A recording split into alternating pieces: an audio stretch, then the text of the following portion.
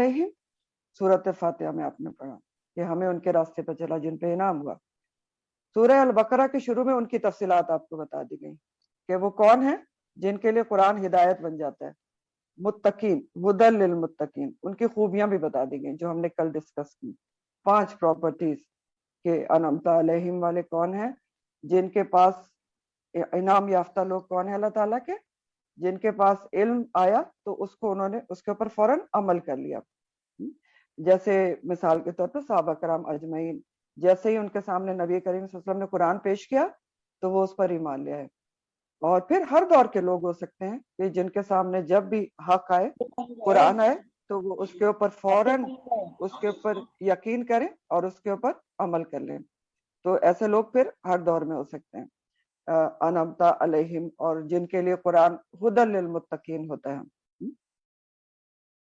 جو بھی تقوی اختیار کر لے، متقین والی خوبیاں کسی بھی دور میں پیدا کر لے، تو انعام یافتہ لوگ کون ہیں؟ جن کے پاس جیسے ہی علم آئے اس کو عمل میں لے آئیں.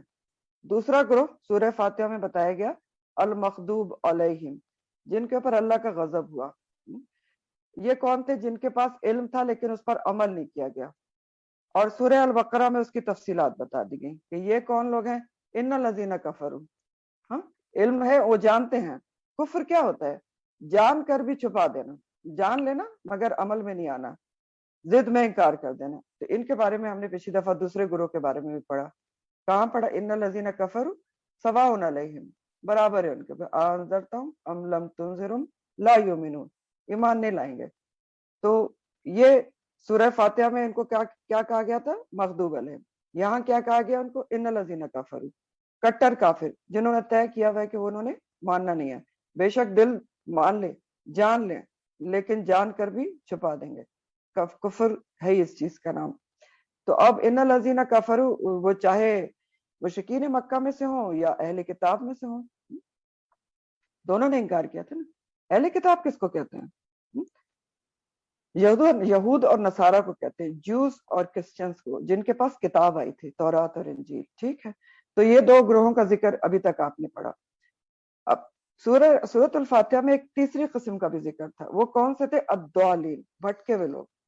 نہ علم ہے نہ عمل ہے، اور اگر علم ہے بھی تو اس سے لاپرواہی ہے، عمل کی توفیق نہیں ہے، اور بھٹک رہے ہیں، راستہ کھو رہے ہیں. اور یہاں بھی ایک تیسرے گروہ کا ذکر آنے جا رہا ہے. 2 کے بعد 2 کا ہو چکا اور تیسرے کا ذکر آنے جا رہا ہے. تو آپ اس گروہ کو ریلیٹ کر سکتے ہیں ضالین سے، کیونکہ یہاں بھی جس گروہ کا تیسرے گروہ کا ذکر یہاں سے شروع ہو رہا ہے من الناس، اس کو اینڈ میں اللہ تعالیٰ کہیں گے، آیت نمبر اگر آپ 16 دیکھیں، کہ وما کانوا مہتدین، کہ نہیں تھے وہ ہدایت پانے والے. تو جو ہدایت نہ پائے وہ کون ہوتا ہے؟ ضالین ہوتا ہے. تو یہ تیسرا گروہ بھی اس سے ریلیشن میں ہی ہے کہ جن کو ہدایت پانے والے ہیں ہی نہیں، وما کانوا مہتدین. تو یہاں سے ایک تیسرے گروہ کا ذکر شروع ہو رہا ہے. پہلا گروہ آپ نے پڑھا خالص مومن، جو جن کی خوبیاں پڑھی. دوسرا گروہ آپ نے پڑھا خالص کافر، کٹر، سواء علیہم انذرتہم ام لم تنذرہم. تیسرا گروہ کیا ہے جس کے بارے میں آپ پڑھنے جا رہے ہیں؟ من الناس من یقول سے جن کا ذکر شروع ہو رہا ہے. یہ ایسا گروہ ہے جو درمیان میں ہے، نہ پکا مومن ہے نہ پکا کافر ہے، درمیان میں ہے، کبھی ادھر کبھی ادھر، ڈل مل ہے، تذبذب میں ہے، کنفیوزڈ ہے. اور سورہ نساء آیت نمبر 143 میں ان کے بارے میں آتا ہے کہ مذبذبین بین ذالک لا الہ ہؤلاء ولا الہ ہؤلاء. مذبذبین، تذبذب میں ہیں، کبھی ادھر جاتے ہیں کبھی ادھر جاتے ہیں. بین ذالک، 2 لوگوں کے درمیان، کافر اور مومن کے درمیان. لا الہ ہؤلاء، نہ ہی ان کے ہیں، ولا الہ ہؤلاء، نہ ہی ان کے ہیں. تو اب اس تیسرے گروہ کے بارے میں پڑھنے سے پہلے میں آپ کو تھوڑا پس منظر بیان کرنا چاہوں گی، کیونکہ یہاں پر منافقین کا ذکر شروع ہونے جا رہا ہے. اور منافقت جو ہے وہ مکہ میں نہیں تھی. منافقت مکہ میں نہیں تھی. منافق کہاں جا کے پیدا ہوئے تھے؟ مدینہ جا کے پیدا ہوئے تھے. تو تھوڑا سا بیک گراؤنڈ ہم دیکھیں گے تاکہ آیات صحیح سے سمجھ میں آئے. اور آپ کو یہ تو پتہ ہی ہے کہ نبی کریم صلی اللہ علیہ وآلہ وسلم کی زندگی کا جو دور ہے وہ 2 ادوار پر مبنی ہے، ایک مکی زندگی اور ایک مدنی زندگی ہجرت کے بعد کی. مکہ میں آپ پیدا ہوئے اور وہیں آپ کو نبوت ملی، اور اس کے بعد 13 سال وہاں پر آپ نے دعوت و تبلیغ کا کام کیا نبوت ملنے کے بعد، اور اس کے بعد 13 سال کے بعد اللہ سبحانہ تعالیٰ نے آپ کو مدینہ ہجرت کرنے کا حکم دیا. تو یہ جو تیسرا گروہ ہے وہ مدینہ جا کے وجود میں آیا تھا. تو پس منظر کے مطابق یہ ہے کہ دیکھیں جب نبی کریم صلی اللہ علیہ وسلم کے اوپر وحی کا سلسلہ آنا شروع ہوا، یعنی آپ کو اللہ تعالیٰ نے نبوت سے نوازا، تو آپ نے دین اسلام کی دعوت دینی شروع کی مکہ میں. تو آپ نے سب کو بتایا کہ یہ جو کچھ میں تمہیں بتا رہا ہوں یہ مجھے اللہ سبحانہ تعالیٰ نے وحی کے ذریعے بتایا ہے، یعنی میں اللہ کا پیغام پہنچا رہا ہوں، اپنی طرف سے کچھ نہیں کہہ رہا، اللہ کا رسول ہوں. تو کچھ لوگوں نے تو فوراً آپ کی بات کو مان لیا اور ایمان لے آئے. اور کیوں ایمان لے آئے؟ کیونکہ حق کو پہچان کر انہوں نے، ان کے دل نے گواہی دی اور وہ فوراً ایمان لے آئے. کیونکہ ایک آسان سی بات تھی کہ ایک امی رسول جو لکھنا پڑھنا نہیں جانتے تھے، وہ اتنا فصیح و بلیغ کلام ان کی زبان سے جاری ہونا، تو انہوں نے فوراً حق کو پہچان لیا اور ایمان لے آئے.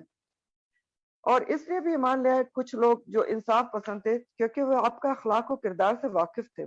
بچپن سے آپ کو لوگ صادق اور امین اعلیٰ کردار والا سمجھتے اور مانتے تھے. مکہ کے لوگ آپ غریبوں کی مدد کرتے تھے اور بیواؤں کی مدد کرتے تھے، کبھی جھوٹ نہیں بولا، امانت دار تھے. تو کچھ لوگ فوراً ایمان لے آئے. لیکن مکہ کے جو بڑے بڑے سردار تھے انہوں نے آپ کی بات ماننے سے انکار کر دیا، حالانکہ وہ بھی آپ کے اخلاق و کردار سے واقف تھے نا، وہ بھی تو وہیں رہ رہے تھے اور آپ کو صادق اور امین وہ بھی جانتے اور مانتے تھے، لیکن انہوں نے انکار کر دیا. اور ان بڑے بڑے مشرکین مکہ کے جو سردار تھے ان کو یہ بھی معلوم تھا کہ آخری نبی نے آنا ہے.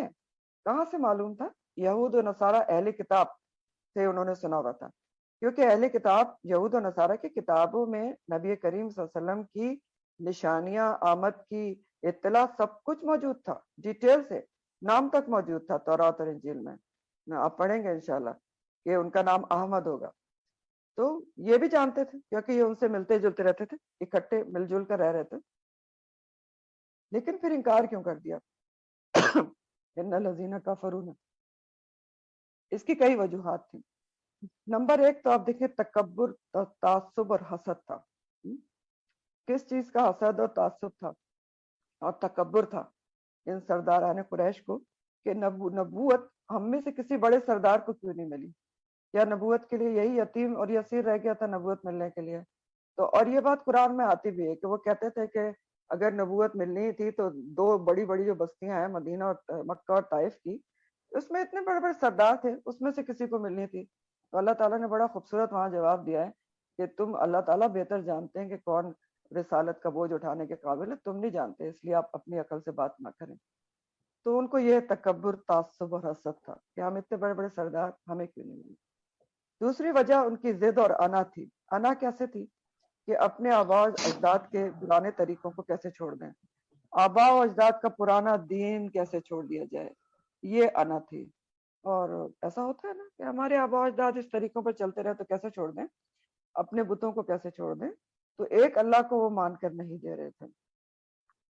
نمبر تین دنیا کی محبت تھی کہ اگر ایمان لے آئے تو ہماری سرداریاں جو ہیں وہ جاتی رہیں گی، تو سب لوگ تو محمد صلی اللہ علیہ وسلم کے پیچھے چل پڑیں گے، تو ہماری تو کوئی صحیح نہیں رہے گی. یہ بھی وجہ تھی، تو ہم تو بالکل بیکار ہو جائیں گے. اور چوتھی وجہ بھی دنیا کی محبت سے ہی تعلق رکھتی ہے کہ اگر مان لیا نبی کریم صلی اللہ علیہ وسلم کی بات کو، قرآن کے طریقوں کی بات کو، آپ کے طریقوں کو، تو زندگی بدلنا پڑ جائے گی، لائف اسٹائل چینج کرنا پڑ جائے گا. نمبر پانچ ہٹ دھرمی تھی کہ ایک ہٹ دھرمی کیا ہوتی ہے؟ اسٹب بن ہونا، کہ ایک دفعہ انکار کر دیا تو پھر مانے کیسے. اور یہ بھی ہوتا ہے نا کہ انسان کہتا ہے انکار کر دیا تو اب میں کیوں مانوں. تو ایک دفعہ انہوں نے انکار کر دیا تو پھر اس پر جم گئے کہ ہم نے ایمان نہیں لانا. تو جو لوگ ایمان لائے تھے، ایمان والے تھے، جو فوراً مان گئے، انہوں نے حق کو پہچان لیا، تو ان جو ایمان نہیں لائے تھے انہوں نے ان کو تکالیف دینی شروع کر دی مکہ میں، اور ان کی زندگی تنگ کر دی، زندگی ان کی مشکل ترین ہو گئی. تو سب سے پہلے آپ صلی اللہ علیہ وآلہ وسلم نے تھوڑے تھوڑے کر کے مسلمانوں کو مکہ چھوڑنے کا حکم دیا، تاکہ وہ، آپ ابھی انشاءاللہ ہم ان قریب سیرت بھی شروع کریں گے، آپ پڑھیں گے کہ اتنی زیادہ تکالیف دی جاتی تھیں، تپتی سڑک پہ لٹا کے اور سینے پہ چکیاں اور گھسیٹنا اور پتہ نہیں کیا کیا. کوئلے سے داغنا اور بہت کچھ، تو بہت ہی تکلیف کی انتہا تھی. تو پہلے آپ نے 2 دفعہ 2 گروہوں کو حبشہ کی طرف ہجرت کرنے کا حکم دیا. 2 دفعہ ہجرت حبشہ ہوئی، مسلمانوں کے ٹولے 2 دفعہ گروہ کر کے حبشہ کی طرف چلے گئے، یہاں مکہ چھوڑ گئے.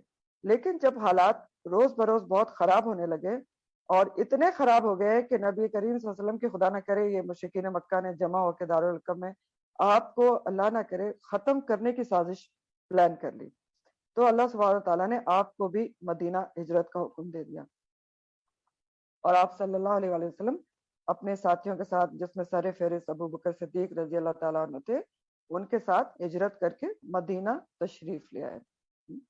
تو 13 سال کے بعد اب مدینہ آ گئے. یہ صورت آپ کی مدنی ہے، تو اس لیے میں ماحول آپ کو بتا رہی ہوں. آپ مدینہ آ چکے ہیں. اب یہاں کیا ہوا کہ ہجرت کے دوسرے سال ہی غزوہ بدر ہوا. غزوہ بدر کے بارے میں آپ جانتے ہوں گے، پہلا زبردست مارکہ حق و باطل تھا مسلمانوں اور کافروں کے درمیان، اور اس لحاظ سے بہت ہی اہم تھا کہ مسلمان بالکل ہی کمزور، ابھی یہاں سے نئے نئے گئے تھے اور صرف 313 تھے، جنگ کے لیے تیار بھی نہیں تھے. اس کے بارے میں بھی آپ پڑھیں گے، اچانک ہوا تھا. اور دوسری طرف کافر پوری تیاری سے، اور 1000، 313 اور 1000 تقریباً 3 گنا تھے.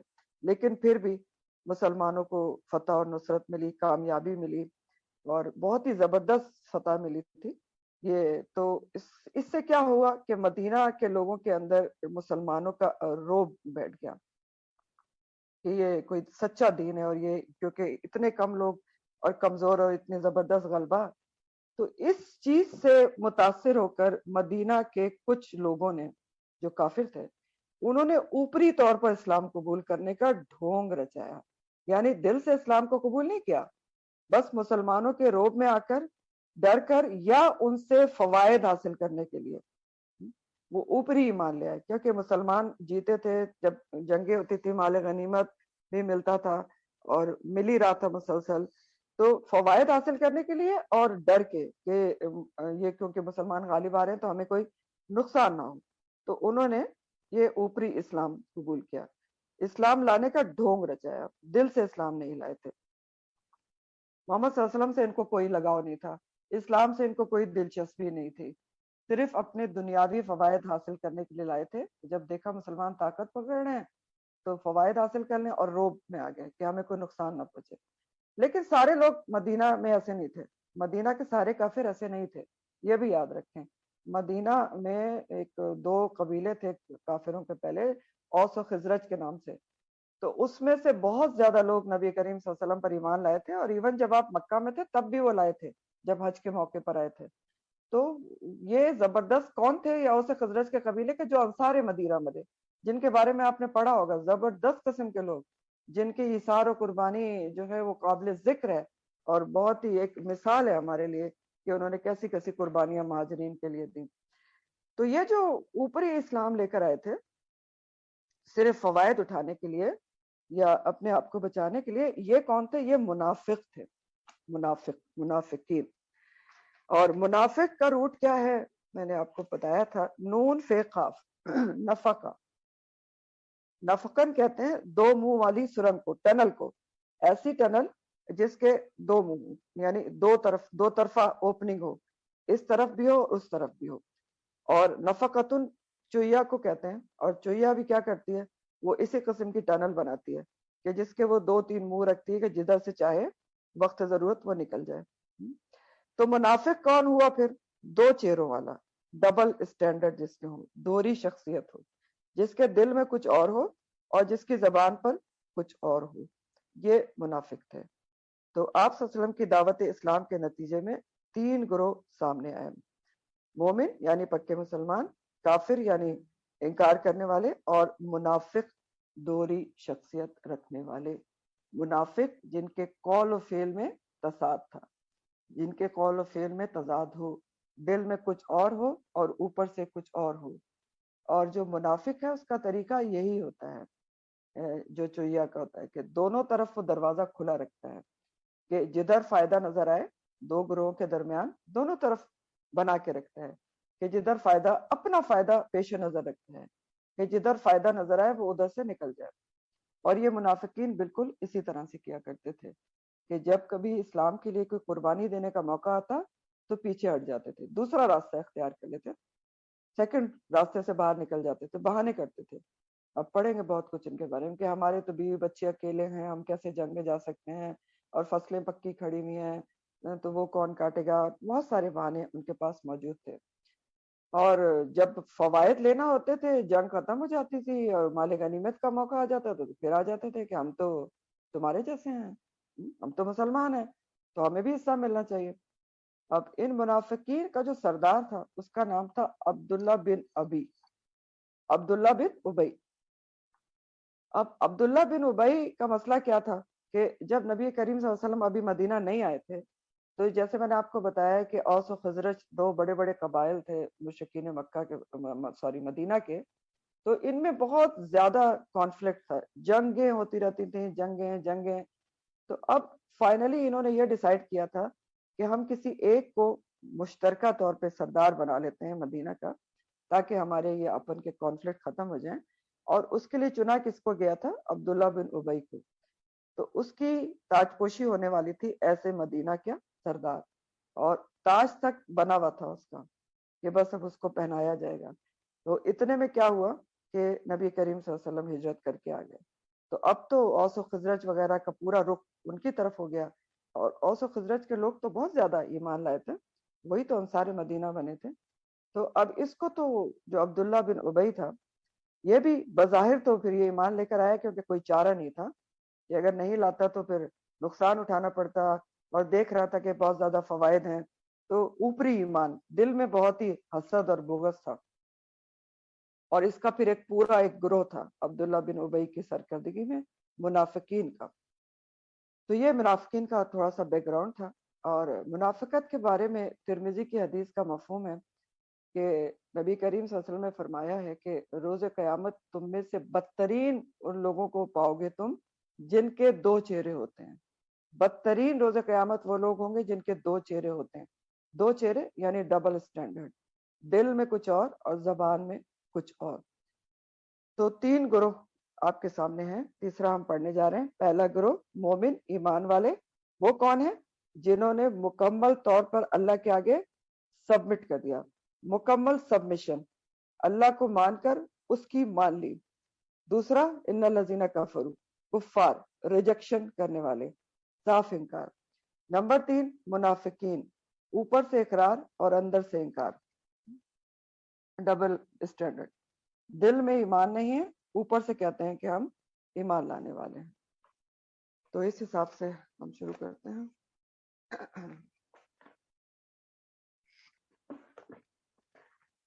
وَمِنَ النَّاسِ مَن يَقُولُ، اور لوگوں میں سے کچھ ایسے ہیں جو کہتے ہیں کہ ایمان لائے ہم۔ تو اب یہ کون ہے؟ جو نہ مومن ہے نہ کافر ہے، منافقین کا ذکر ہے، جو کہتے کچھ ہیں اور کرتے کچھ ہیں، دو رخے۔ اور جس طرح متقین کی صفات تھیں جو آپ نے پڑھی، جس سے متقین پہچانے جاتے ہیں، اسی طرح منافقین کی بھی کچھ پہچان ہوتی ہیں۔ متقین کی آپ نے کیا پہچان ابھی پیچھے پڑھی کہ وہ کس سے آپ پہچانیں گے کہ یہ متقی ہے؟ کہ ان میں یہ 5 خوبیاں تو لازمی ہوں گی۔ ایمان بالغیب ہوگا، یؤمنون بالغیب، یقیمون الصلاۃ، نماز قائم کریں گے، اور مما رزقناہم ينفقون ہے، اور پھر اسی طرح یوم الآخرت پہ یوقنون ہے، اور اس پہ بھی ایمان رکھتے ہیں جو نبی کریم صلی اللہ علیہ وسلم پہ اتارا گیا جو پہلے۔ تو یہ ان کی ساری پہچانیں اور علامات بتائی گئی کہ پہچان میں۔ تو ان کے لیے کیا بتایا گیا تھا کہ ان کے لیے ہدایت ہے، اور یہی لوگ فلاح پانے والے ہیں، حقیقی کامیابی، اخروی فلاح پانے والے ہیں۔ پھر ایک دوسرا گروہ کی بھی علامت اور پہچان بتائی گئی، یہ جو ان الذین کفروا تھے، کٹر کافر، ان کی بھی اللہ تعالیٰ نے پہچان بتائی۔ کیا پہچان اور علامت بتائی؟ کہ ان کے لیے برابر ہے، انذرتہم ام لم تنذرہم لا یؤمنون، چاہے آپ ان کو دعوت دیں، چاہے ان کو آپ کچھ بھی بتاتے رہیں، کتنے بھی احکامات سناتے رہیں، انہوں نے نہیں ماننا، لا یؤمنون، مان کر نہیں دینا، کیونکہ دل میں طے کیا ہوا۔ تو یہ ان کی پہچان ہے کہ ام لم تنذرہم لا یؤمنون۔ اور ایسا ان کا حال کیوں کہ ختم اللہ علی قلوبہم، اور ان کا انجام بتایا وَلَهُمْ عَذَابٌ عَظِيمٌ ہے۔ مومنین کا انجام بتایا ہدایت یافتہ ہیں، فلاح پانے والے۔ انکاریوں کا انجام بتایا لَهُمْ عَذَابٌ عظیم۔ تو اب یہاں جو تیسرے گروہ کا ذکر شروع ہو رہا ہے، ان کی بھی کچھ علامات اور پہچانیں بتائی جائیں گی۔ بیان کی جائیں گی کہ ان منافقین کی پہچان کیا ہوتی ہے اور کیوں بتائی جائیں گی۔ اللہ تعالیٰ جب بھی قرآن میں کسی کی اچھی خصوصیات بتاتے ہیں یا بری خصوصیات بتاتے ہیں تو اس کا مقصد کیا ہوتا ہے؟ کسی کو برا کہنا مقصد تو ہو ہی نہیں سکتا، اور صرف کہانی بھی بیان نہیں کی جا رہی ہوتی، کیونکہ قرآن کوئی قصے کہانی کتاب نہیں ہے۔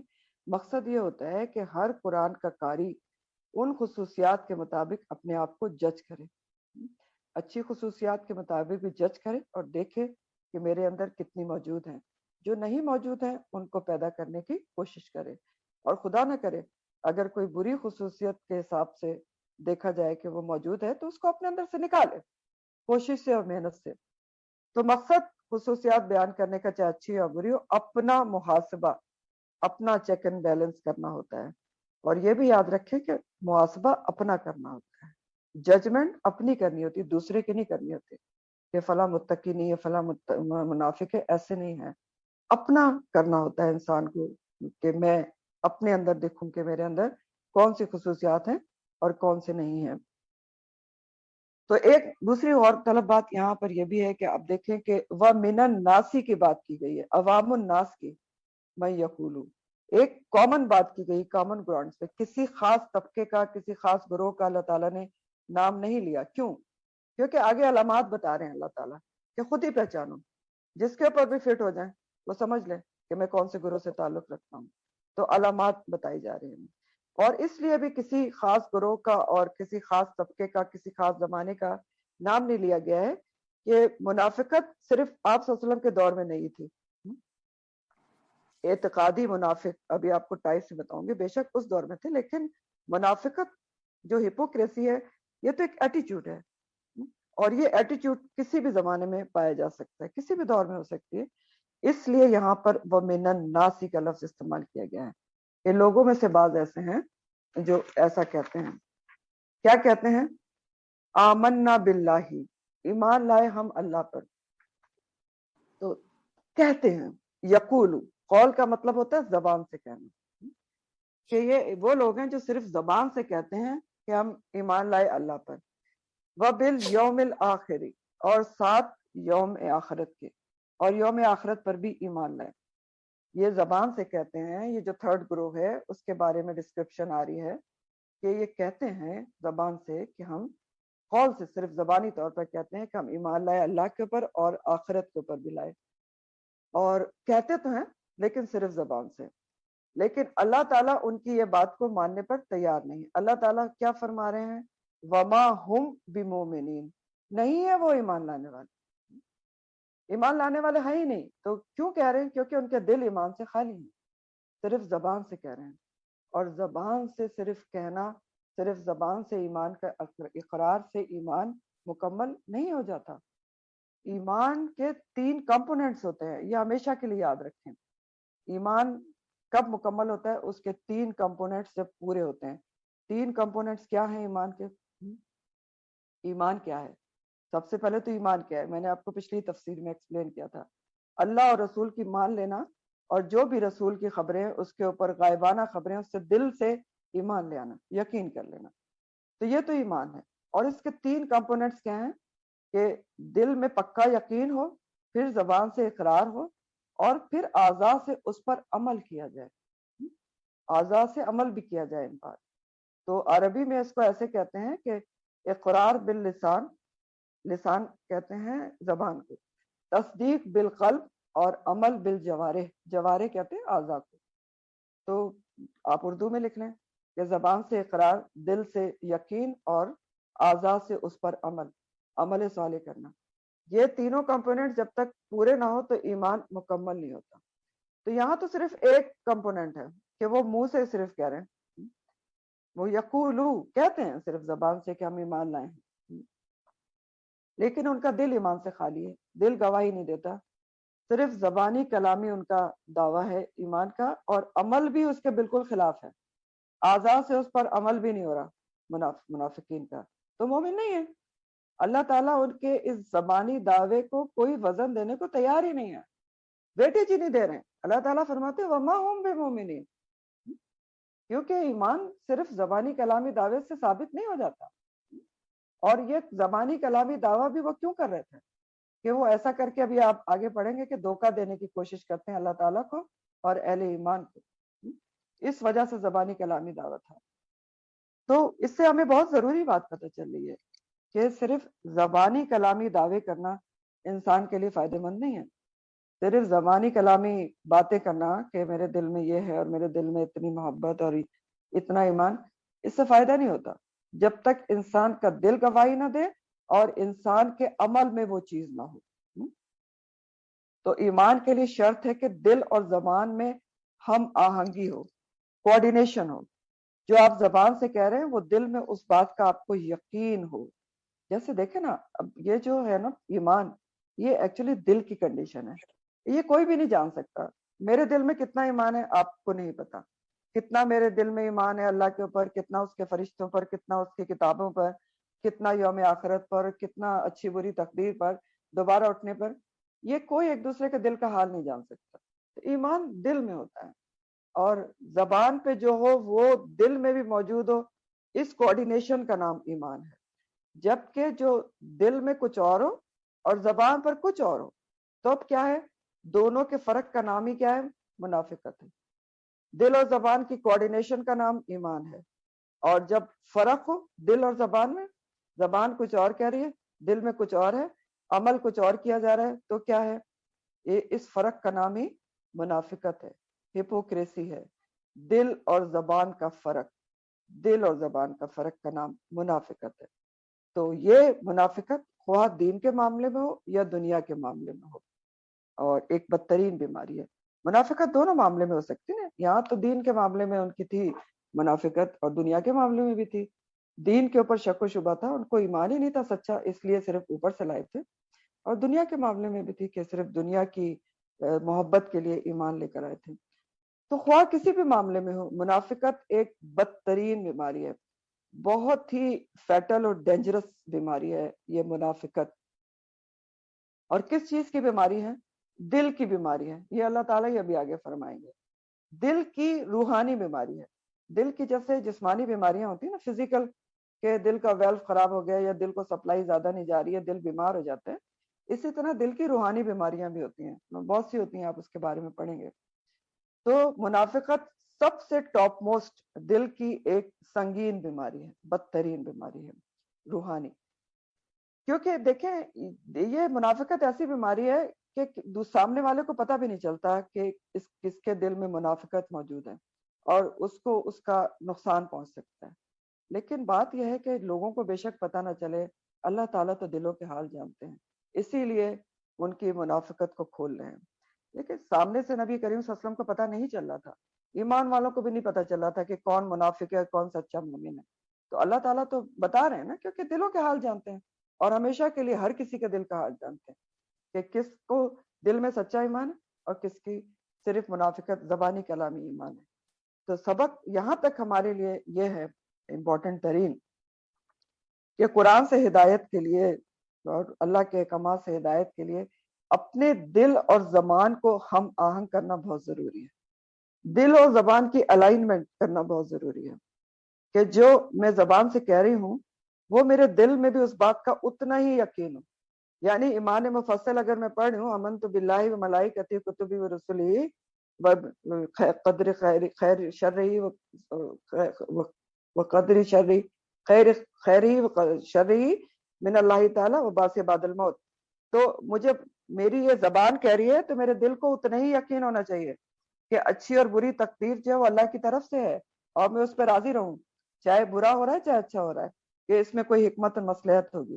اور اگر میں یہ کہہ رہی ہوں کہ باس بعد الموت پہ دوبارہ اٹھنے پر مجھے پکا یقین ہے، تو زبان سے کہہ رہی ہوں تو میرے دل میں اس کا یقین ہونا چاہیے اور عمل سے نظر آنا چاہیے کہ میں آخرت کی تیاری کر رہی ہوں۔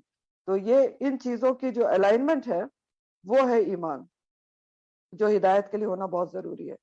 اور یہ دل اور زبان کی الائنمنٹ ہر انسان صرف خود ہی کر سکتا ہے، خود ہی کر سکتا ہے، کوئی دنیا کے شخص آپ کے لیے یہ کام نہیں کر سکتا، کیونکہ میں بار بار بتا رہی ہوں نا، ایمان اور منافقت سب دل کی حالتیں ہیں۔ تو اپنے دل کا حال تو انسان خود ہی جانتا ہے یا اللہ جانتا ہے۔ تو یہ کام خود ہی کیا جا سکتا ہے، اور ہم نے یہ کام کرنا ہے منافقت کے بارے میں پڑھ کے۔ کیوں کرنا ہے؟ کیونکہ منافقت دو طرح کی ہوتی ہے. اب اس کو بھی سمجھ لیں.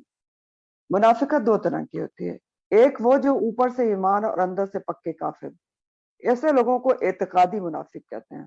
جیسے اس دور میں تھے عبداللہ بن ابی اور اس کے ساتھی، جیسے میں نے آپ کو بتایا، اوپر سے ایمان اندر سے پکا کفر. ایسے لوگوں کو اعتقادی منافق کہتے ہیں، جیسے اس دور میں تھے عبداللہ بن ابی اور اس کے ساتھی. نمبر دو، کچھ اور بھی لوگ ہوتے ہیں جو زبان سے اقرار کرتے ہیں مان لیں، دل سے بھی مان لیتے ہیں کہ ہاں یہ بات سچ ہے، لیکن جو تیسرا کمپوننٹ ہے نا، عمل ان کی زبان کا اور دل کا ساتھ نہیں دیتا. عمل برخلاف ہوتا ہے، چاہے دل سے بھی مان رہے ہیں چاہے زبان سے بھی کہہ رہے ہیں. تو یہ کون ہوتے ہیں؟ عملی منافق ہوتے ہیں. عمل سے، عملی منافقت، کہ آپ زبان سے بھی کہو، دل سے بھی مانو کہ ہاں یہ بات سچ ہے، لیکن عمل میں وہ بات نظر نہ آئے. تو اس کو کہتے ہیں عملی منافقت. اور یہ بنیادی طور پر اندر کی سستی اور غفلت سے ہوتی ہے، ایمان کی کمزوری سے ہوتی ہے، اور اس سے بھی بچنے کا پوری طرح حکم ہے. اور کیونکہ خاص طور پر اب آج کل کے دور میں اعتقادی منافقین تو نہیں ہے، لیکن عملی منافقت موجود ہے.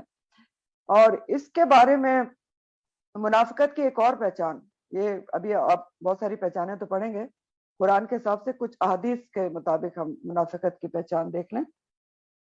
ترمذی کی حدیث کا مفہوم ہے، نبی کریم صلی اللہ علیہ وسلم نے فرمایا کہ اے ان لوگوں کی جماعت، غور سے سننے سے تعلق رکھتی ہے، اے ان لوگوں کی جماعت جو صرف زبان سے ایمان لائے ہو.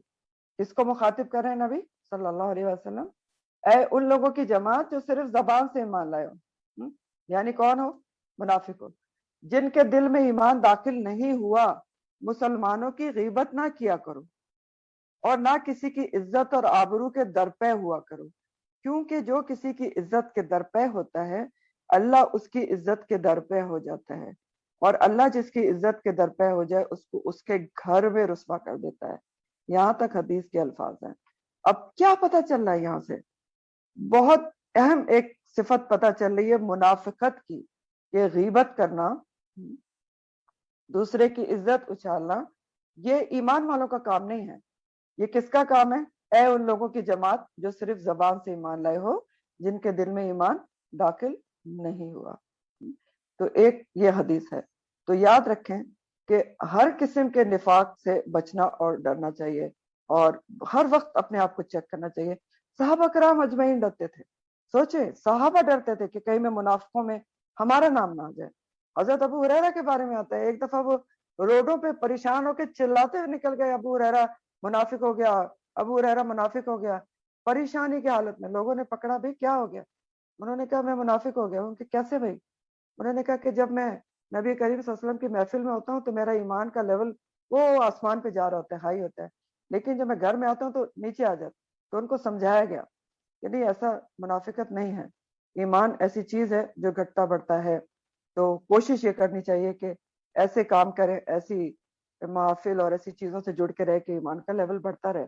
تو ابو ہریرہ سوچیں، وہ روڈوں پہ نکل گئے، ابو ہریرہ منافق ہو گیا، جن سے میکسیمم احادیث مروی ہیں، صحابی رسول زبردست قسم کے، عالم فاضل. تو کیا ہمیں نہیں ڈرنا چاہیے؟ تو ڈرنا چاہیے. اور جتنی بھی ہم اس کے بارے میں پڑھیں گے نا، منافقت کے بارے میں میکسیمم ڈیٹیل پڑھنے کی کوشش کریں گے، اور اس کے حساب سے جج کریں گے کہ کہیں خدا نہ کرے کوئی بھی چھوٹی موٹی چیز اگر موجود ہے تو اس کو نکالا جائے. تو یہ جو اعتقادی منافق تھے جن کے بارے میں نے آپ کو بتایا، دو کیٹیگریز بتائیں. اعتقادی منافق جیسے عبداللہ بن ابی اور ساتھی جو اس دور میں تھے، ان کے بارے میں تو قرآن کہتا ہے کہ وہ جہنم کے سب سے نچلے گڑھے میں ہوں گے. ان المنافقین فی الدرک الاسفل من النار، سب سے نچلے گڑھے میں. اور جہاں تک عملی منافقت کا تعلق ہے تو وہ گناہ کبیرہ اور بہت بڑا جرم ہے، کیونکہ جب انسان عملی منافقت میں گرفتار ہو تو وہ بہت ساری برائیوں میں گرفتار ہوتا ہے، کبیرہ گناہوں میں گرفتار ہوتا ہے. اور ویسے بھی اللہ تعالیٰ قرآن میں کہتے ہیں، سورہ الصف کی آیت ہے، شروع کی آیت ہے الصف کی، کہ یا ایھا الذین لما تقولون ما لا تفعلون، اے ایمان والو تم وہ کہتے کیوں ہو جو کرتے نہیں ہو. یعنی اس کے بعد اللہ تعالیٰ نے فرمایا کہ اللہ کے نزدیک یہ بات بہت ہی بری ہے کہ جو تم کہتے ہو وہ کرتے نہیں ہو. تو سمجھایا یہ جاتا ہے کہ جو تم کہتے ہو وہ تمہارے عمل میں ہونا چاہیے, جو تمہاری زبان کہہ رہی ہے وہ تمہارے دل میں ہونا چاہیے اور اس کے اوپر عمل ہونا چاہیے. ایک اور مسلم کی حدیث ہے جو اگین بہت غور طلب ہے. نبی کریم صلی اللہ علیہ وسلم نے فرمایا کہ جس شخص میں بھی یہ 4 باتیں ہوں وہ خالص منافق ہوگا, اور جس شخص میں ان میں سے صرف ایک ہوگی تو وہ سمجھ لے کہ اس میں نفاق کی ایک خصلت موجود ہے, اور جب تک وہ اس کو دور نہ کر لے تو وہ خصلت نفاق کی ہے. تو وہ 4 چیزیں کیا ہیں جو آپ نے نفاق خالص منافق کی پہچان بتائیں؟ نمبر 1, اس کے پاس امانت رکھی جائے تو خیانت کرے. امانت رکھی جائے تو خیانت کرے. امانت آپ سمجھتے ہی ہیں, اور امانت صرف چیزیں نہیں ہوتی, یہ ابھی آپ پڑھیں گے انشاءاللہ تعالی. امانت میں کسی کی بات, کسی کا راز, بہت ساری چیزیں آتی ہیں, محفل کی باتیں, یہ ساری چیزیں امانت میں آتی ہیں, تو بہت کچھ آتا ہے. اور اللہ کے احکامات بھی ہمارے پاس امانت ہیں. امانت کا ایک واسٹ معنی ہے. تو پہلی علامت منافقت کی بتائی جا رہی ہے کہ اس کے پاس امانت رکھی جائے تو خیانت کرتا ہے. نمبر 2, بات کرے تو جھوٹ بولتا ہے. بہت ہی امپورٹنٹ اور غور و فکر کی بات کرے تو جھوٹ بولتا ہے, منافقت کی پہچان. نمبر 3, عہد کرے, کوئی کمٹمنٹ کرے تو پورا نہیں کرتا. نمبر 4, جب جھگڑا کرے تو بد کلامی کرے. یہ بھی غور طلب ہے. کسی سے جھگڑا ہو جائے تو بد کلامی کرے. بد کلامی یعنی تان و تشنے پہ اتر ہے, گالم گلوچ کرے, بد اخلاقی, بد زبانی سے بات کرے. تو 4 علامات: امانت رکھی جائے خیانت کرے, بات کرے تو جھوٹ بولے, عہد کرے تو پورا نہ کرے, کمٹمنٹس پوری نہیں کرے, جھگڑا ہو جائے تو بد کلامی کرے. تو ان سب علامات سے بچنا اور ڈرنا ضروری ہے. اور قرآن میں کچھ اور بھی علامات بتائی گئی ہیں جو آگے آئیں گی منافقین کی, جس میں سے بہت بڑی ایک علامت یہ ہے کہ وہ نماز میں سستی کرتے ہیں, نماز دل سے نہیں پڑھتے. قرآن میں آتا ہے, سورہ نساء کی آیت ہے, وَإِذَا قَامُوا إِلَى الصَّلَاةِ قَامُوا كُسَالَىٰ. جب نماز کے لیے کھڑے ہوتے ہیں تو بہت ہی سستی کے ساتھ کھڑے ہوتے ہیں, دل نہیں لگتا. اور وہیں پر بتایا گیا کہ اللہ کا ذکر تو بہت ہی کم کرتے ہیں, صرف دکھاوے کی نماز پڑھتے ہیں بھاری دل کے ساتھ. اور ایک حدیث میں یہ بھی آتا ہے کہ منافقین پر فجر اور عشاء کی نماز بہت بھاری تھی. کیوں؟ کیونکہ فجر اور عشاء میں کوئی اتنا دیکھنے والا ہوتا نہیں نا, تو وہ تو دکھاوے کی پڑھتے تھے. پھر ایک اور جگہ قرآن میں بتایا گیا منافقت کی علامت کہ صدقہ ان کے دل پر بہت بھاری ہوتا تھا, بڑی مشکل سے اللہ کی راہ میں پیسے نکال نہیں پاتے تھے. تو یہ جو ساری چیزیں ہیں منافقت کی علامات, ان کو سامنے رکھ کے ججمنٹ کرنی ہے, اور کس کی؟ اپنی. اور خدا نہ کرے تھوڑی بہت بھی کوئی موجود ہے تو کیا کرنے کا کام ہے؟ محنت سے اور کوشش سے اپنے اندر سے نکالنی ہے. تو اگلی صفت اللہ تعالیٰ ان کی بتا رہے ہیں منافقین کی, یخادعون اللہ, وہ دھوکہ دیتے ہیں اللہ تعالیٰ کو. اللہ تعالیٰ کو یہ جو منافق ہیں دھوکہ دیتے ہیں. والذین, اور ان لوگوں کو بھی دھوکہ دیتے ہیں, آمنو, جو ایمان لائے ہیں, ایمان والوں کو بھی دھوکہ دیتے ہیں. اللہ کو دھوکہ دینے کی کوشش کر رہے ہیں یہ منافقین. اور یخادعون کا معنی میں نے آپ کو کل بھی بتایا تھا, ریپیٹ کر دیتا ہوں. یخادعون کا روٹ خے دال عین ہے, اور معنی ہمیشہ روٹ کا ہوتا ہے جس سے ورڈ بنتا ہے. جیسے مضارع کا ورڈ ہے, یا لگی ہوئی ہے اور جمع میں بات ہو رہی ہے, پلورل ہے. خدا کے معنی ہوتے ہیں حقیقت کو چھپا کر دوسرے کو اندھیرے میں رکھنا. حقیقت کو چھپا کر دوسرے کو اندھیرے میں رکھنا. تو حقیقت کو چھپا کر دوسرے کو اندھیرے میں رکھنا کیا ہوتا ہے؟ دھوکہ دینا, ڈاج کرنا, دھوکہ. تو یخادعون اللہ, اور یہاں پر آپ دیکھ رہے ہیں کہ خا کے اوپر کھڑا زبر ہے, اور آگے بھی یہ ورڈ آ رہا ہے کہ وما یخدعون, وہاں پر کھڑا زبر نہیں ہے. تو اس میں بھی تھوڑا فرق ہے, اور تفسیر کے حساب سے بھی فرق ہے, تو اس کو بھی سمجھتے ہیں. کھڑے زبر کا مطلب ہوتا ہے الف, تو یہاں بیچ میں الف آ رہا ہے خا کے ساتھ.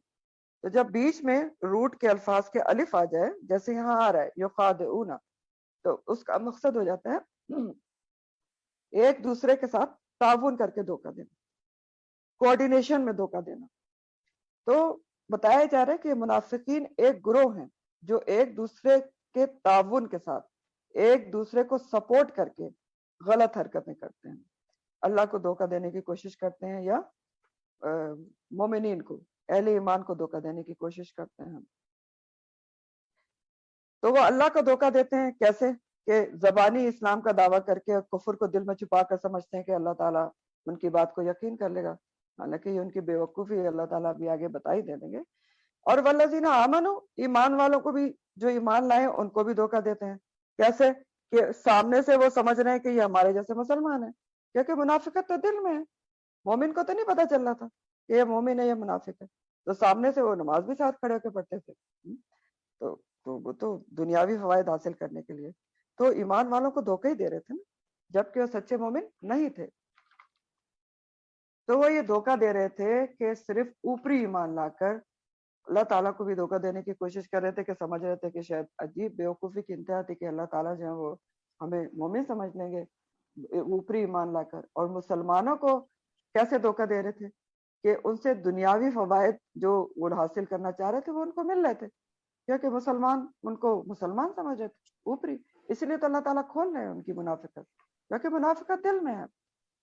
تو فوائد حاصل کر رہے تھے لیکن اسلام کے لیے یہ کوئی قربانی نہیں دینا چاہتے تھے، صرف فوائد اٹھانا چاہتے تھے. یعنی آپ یہ سمجھ لیں کہ ٹھنڈا ٹھنڈا اسلام لینا چاہتے تھے، یعنی جہاں جو فائدہ ہے اسلام کا وہ حاصل ہو جائے، جہاں کچھ دینا پڑ جائے، کوئی چیز قربانی کرنا پڑ جائے تو پھر وہ نہ کریں. اور ایسے لوگ اور ایسا ایٹیٹیوڈ تو پھر ہر دور میں ہو سکتا ہے، اسی لیے تو اللہ تعالیٰ نے وَمِنَ النَّاسِ کا لفظ استعمال کیا ہے نا.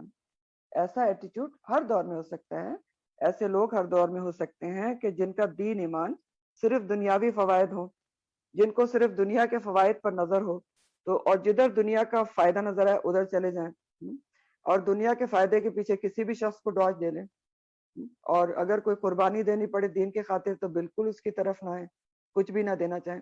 تو یہ تو ہر دور میں ہو سکتا ہے ایسا ایٹیٹیوڈ. تو بہرحال یہاں پر خاص کانٹیکس میں یا عام کانٹیکس میں بھی اللہ سبحانہ وتعالیٰ ایسے لوگوں کی منافقت کا پول کھول کر ذکر کر کے نبی کریم صلی اللہ علیہ وسلم اور اہل ایمان کو خبردار کرنا کہ آپ ہی کے درمیان کچھ ایسے لوگ موجود ہیں جنہوں نے صرف اسلام کا لبادہ اڑانا ہے، لیکن وہ اسلام لانے والے دل سے نہیں ہیں، وہ صرف ایمان والوں کو دھوکہ دینے کے لیے ایسا کریں.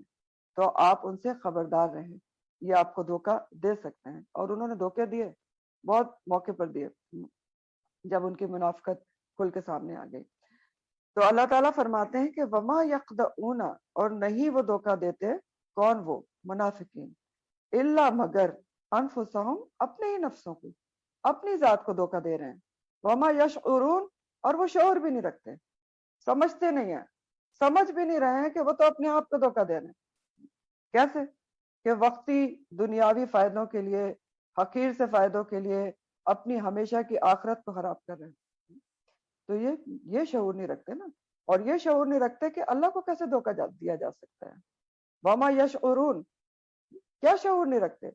یشعرون کا لفظ شعارہ سے ہے، شعارہ کہتے ہیں بال کو، تو باریکی سے کسی بات کو سمجھنا. تو اللہ تعالیٰ کہہ رہے ہیں کہ یہ نہیں دھوکہ دے رہے، مگر یہ اپنی ذات کو دھوکہ دے رہے ہیں، اور یہ اپنی ذات کو دھوکے میں رکھ رہے ہیں، اور اس بات کا ان کو ادراک اور شعور بھی نہیں ہے، انڈرسٹینڈنگ بھی نہیں ہے، سمجھ بھی نہیں پا رہے کہ یہ وقتی دنیاوی فائدے حاصل کرنے کے لیے اپنی آخرت خراب کر رہے ہیں، ہمیشہ کی زندگی کو خراب کر رہے ہیں، کہ اللہ تعالیٰ کو سمجھ رہے ہیں کہ دھوکہ. اور یہ شعور بھی نہیں رکھتے ہیں، اپنے آپ کو ہی دھوکہ دیا ہوا ہے انہوں نے کہ اللہ تعالیٰ کو کیسے دھوکہ دیا جا سکتا ہے، وہ تو علیم بذات الصدور ہے، دلوں کے حال جانتا ہے. تو اپنے آپ کو ہی دھوکہ دے رہے ہیں نا، کہ اگر وہ سمجھ رہے ہیں کہ اللہ کو دھوکہ دے دیں گے کہ زبانی ایمان لے آئے، قالوا آمنا، کہنے کہہ دیا ایمان لائے ہم اللہ پر اور یوم الآخرت پر. یہ عبداللہ بن ابی جو تھا نا، یہ بھی ایسی باتیں کرتا تھا، سخت دل میں آپ سے خائف تھا، حسد تھا، اور ہر جمعے کی نماز کے بعد کھڑا ہو جاتا تھا، کہتا تھا میں قسم کھاتا ہوں یہ اللہ کے سچے رسول ہیں. یہ بھی آپ سورہ المنافقون میں پڑھ لیں گے. تو اللہ تعالیٰ نے وہاں بھی کہا تھا کہ یہ جھوٹے ہیں، جھوٹ بولتے ہیں. تو بہرحال اللہ کو دھوکہ نہیں دیا جا سکتا، یہ اس بات کا شعور نہیں رکھتے. وما یخدعون الا انفسهم وما یشعرون، اس بات کا شعور نہیں رکھتے کہ وقتی دنیاوی فائدوں کے لیے اپنی آخرت خراب کر رہے ہیں. اور مومنین کا جہاں تک تعلق ہے کہ مومنین کو دھوکہ دیتے ہیں، تو مومنین کو اللہ تعالیٰ نے بذریعہ وہی آگے کر دیتے تھے پہلے، جیسے اس میں بھی اللہ تعالیٰ بذریعہ وہی آگے ہی کر رہے ہیں نا نبی کریم صلی اللہ علیہ وسلم کو اور ایمان والوں کو، کہ آپ کے درمیان ایسے لوگ موجود ہیں تو آپ ان کو پہچانیں اور ان کی علامات سے پہچانیں نا؟ تو جب تک وہی آ رہی تھی تو اللہ تعالیٰ نے خبردار کیا بذریعہ وہی، اور اکثر موقعوں پر اللہ سبحانہ تعالیٰ نے نبی کریم صلی اللہ علیہ وسلم کو نام لے کر بھی بتایا۔ یہ غزوہ تبوک ہوا تھا، تو اس سے جب نبی کریم صلی اللہ علیہ وسلم واپس آ رہے تھے تو انہوں نے بہت ہی گراؤنی سازش کی تھی منافقین نے، کہ آپ ایک گھاٹی سے گزریں گے تو ہم ان کو، آپ کو خدا نہ کرے، وہاں ختم کر دیں گے۔ آپ کے ساتھ حذیفہ بن یمان، بہت جلیل القدر آپ کے صحابی تھے، وہ موجود تھے۔ تو اس وقت اللہ تعالیٰ نے وہی بھیج کے، جبرائیل علیہ السلام کو بھیج کے ایک ایک منافق کا نام، شکل دکھا دی تھی، اس کا شجرہ نسب پورا آپ کو بتا دیا تھا، اور اس کو 14 منافقین کا، تو آپ نے اس کو شیئر کیا تھا حذیفہ بن یمان سے، اور کہا تھا کسی کو بتانا نہیں، تو انہوں نے زندگی بھر کسی کو نہیں بتایا، اور اس لیے ان کو رازدار رسول بھی کہا جاتا ہے۔ تو جب تک وہی آ رہی تھی تو مومنین کو بھی اللہ تعالیٰ بذریعہ وہی خبردار کرتے رہے، اور جب وہی کا سلسلہ بند ہو گیا تو اللہ تعالیٰ طریقہ کیا سکھا رہے ہیں مومنین کو، کہ علامات سے پہچانو، علامات سے پہچاننا سکھا دیا، قرآن میں بتائی جا رہی ہیں، حدیث میں بتائی جا رہی ہیں، قول و فعل کے تضاد سے پہچان لو، دھوکہ دیتے ہیں اس سے پہچان لو۔ اور یہاں تک کہ بھی آیات سے ہمیں 2-3 باتیں پتہ چل رہی ہیں، وہ بھی سمجھ لیں کہ نمبر 1 یہ کہ دھوکے باز جو بھی دھوکہ دے رہا ہوتا ہے، منافقت کے کر رہا ہوتا ہے، اوپر سے صحیح مل رہا ہوتا ہے، اندر سے دھوکہ دے، وہ سچے مومن کو نقصان نہیں پہنچا سکتا، اس کا دھوکہ خود اس پر لوٹ کر رکھتا ہے۔ کیسے پتہ چل رہا ہے؟ اللہ تعالیٰ کیا کہہ رہے ہیں کہ وہ دھوکہ دینے کی کوشش کرتے ہیں اللہ کو اور ان لوگوں کو جو ایمان لائے، لیکن اصل میں کیا ہے؟ وما یخدعون، نہیں وہ دھوکہ دیتے الا انفسہم، اپنے نفسوں کو، ان کا دھوکہ انہی پر پلٹ کر آئے گا، وہ شعور نہیں رکھتے۔ اور یہ بھی ایک عام بات ہے کہ جو مثل بھی ہے نا، کوئی کسی کے لیے گڑک ہوتا ہے تو خود ہی اس میں گرتا ہے، تو جب بھی کوئی کانسپیریسی کسی کے خلاف کی جائے گی غلط، تو لوٹ کے انسان پر پڑتی ہے، یہ یہیں سے آیات سے پتہ چل رہا ہے۔ دوسری ایک اور بات یہ پتہ چل رہی ہے کہ جو غلط کام کرتا ہے انسان، غلط کسی کو دھوکہ دہی کے کام کرتا ہے، اس قسم کے کوئی بھی کام کرتا ہے تو اس کا نور بصیرت ختم ہو جاتا ہے، اس کی عقل ماری جاتی ہے۔ نور بصیرت کیا ہوتا ہے؟ نور بصیرت یعنی بصیرت کہتے ہیں دل کی آنکھ سے دیکھنا، نور ایک ہوتا ہے نا مومن کا، جب آپ کے دل میں ایمان ہو تو اللہ تعالیٰ ایک نور دل میں دیتے ہیں جس سے اچھائی اور برائی کا فرق سمجھ میں آتا ہے کہ اچھائی کیا ہے، برائی کیا ہے۔ تو یہ جو غلط کام کر رہا ہو انسان، دھوکہ دہی اور اس قسم کے منافقت دل میں ہو، تو اس کا نور بصیرت ختم ہو جاتا ہے، عقل ماری جاتی ہے، شعور اس کا کام نہیں کرتا۔ یہی تو کہہ رہے ہیں اللہ تعالیٰ وما یشعرون، شعور نہیں رکھتے، ان کا نور بصیرت ختم ہو چکا ہے، ان کو اچھائی اور برائی میں فرق سمجھ ہی نہیں آ رہا کہ کون سی زندگی کے لیے کیا کام کرنا چاہیے، نور بصیرت ختم ہو گیا۔ منافقین کا یہی حال تھا نا کہ وہ بہت خوش تھے کہ ہم مسلمانوں کو بیوقوف بنا رہے ہیں اور ان سے فوائد حاصل کر رہے ہیں، اور جبکہ اصل میں تو بیوقوف خود بن رہے تھے کہ اپنی عقبہ خراب کر رہے تھے۔ اور تیسری بات یہ بھی پتہ چل رہی ہے کہ ایک مومن کو، سچے مسلمان کو اپنے حساب سے بہت الرٹ اور چوکنا رہنا چاہیے۔ کس چیز سے الرٹ رہنا چاہیے؟ کہ یہ دیکھتا رہے کہ اس کے اندر کس گروہ کی صفات پیدا ہو رہی ہیں، اس چیز سے الرٹ رہے ہر مومن کو۔ اسی لیے تو گروہوں کی مختلف صفات بتائی جا رہی ہیں کہ ہر مومن الرٹ رہے، دیکھتا رہے کہ میرے اندر کس گروہ کی صفت موجود ہے۔ اور یہ بھی پتہ چل رہا ہے کہ اگر کبھی منافقت سے واسطہ پڑ جائے، کوئی ڈاج دے رہا ہو، کوئی غلط کر رہا ہو، تو بجائے اس سے لڑنے جھگڑنے کے، برائیاں کرنے کے، سائٹ پر ہو جانا چاہیے۔ خبردار کریں گے اللہ تعالیٰ کہ خبردار ہو جاؤ، سائٹ پر ہو جاؤ۔ پھر اللہ تعالیٰ مزید بھی ان کے حال کھول رہے ہیں منافقت کے، کہ ان کا حال کیا ہے۔ فی قلوبہم مرض، ان کے دلوں میں مرض ہے، مرض ہے، ڈیزیز ہے، بیماری ہے۔ یہ جو منافق ہیں، ان کے دلوں میں بیماری ہے، دل صحیح نہیں ہے ان کے۔ کون سی بیماری ہے؟ نفاق کی بیماری۔ نفاق دل میں ہوتا ہے نا، ایمان کی طرح نظر نہیں آتا۔ تو فی قلوبہم مرض، ان کے دلوں میں بیماری ہے نفاق کی، منافقت کی۔ تو دل کے اندر منافقت کی بیماری کیسے پیدا ہوتی ہے؟ خاص طور پر جب دو چیزیں انسان کے دل میں گھر کر لیں تو منافقت کی بیماری پیدا ہوتی ہے، اور دل کو پھر یہ منافقت کی بیماری جو ہے نا بہت ہی تیزی سے تباہ کرتی ہے. جیسے بعض فزیکل دل کی بیماریاں بھی ایسی ہوتی ہیں نا جو دل کو بہت تیزی سے تباہ کرتی ہیں، تو نفاق بھی ایسی بیماری ہے دل کی روحانی جو دل کو بہت ہی تیزی سے تباہ کر کے تباہ برباد کر دیتی ہے. اور منافقت پیدا کیسے ہوتی ہے؟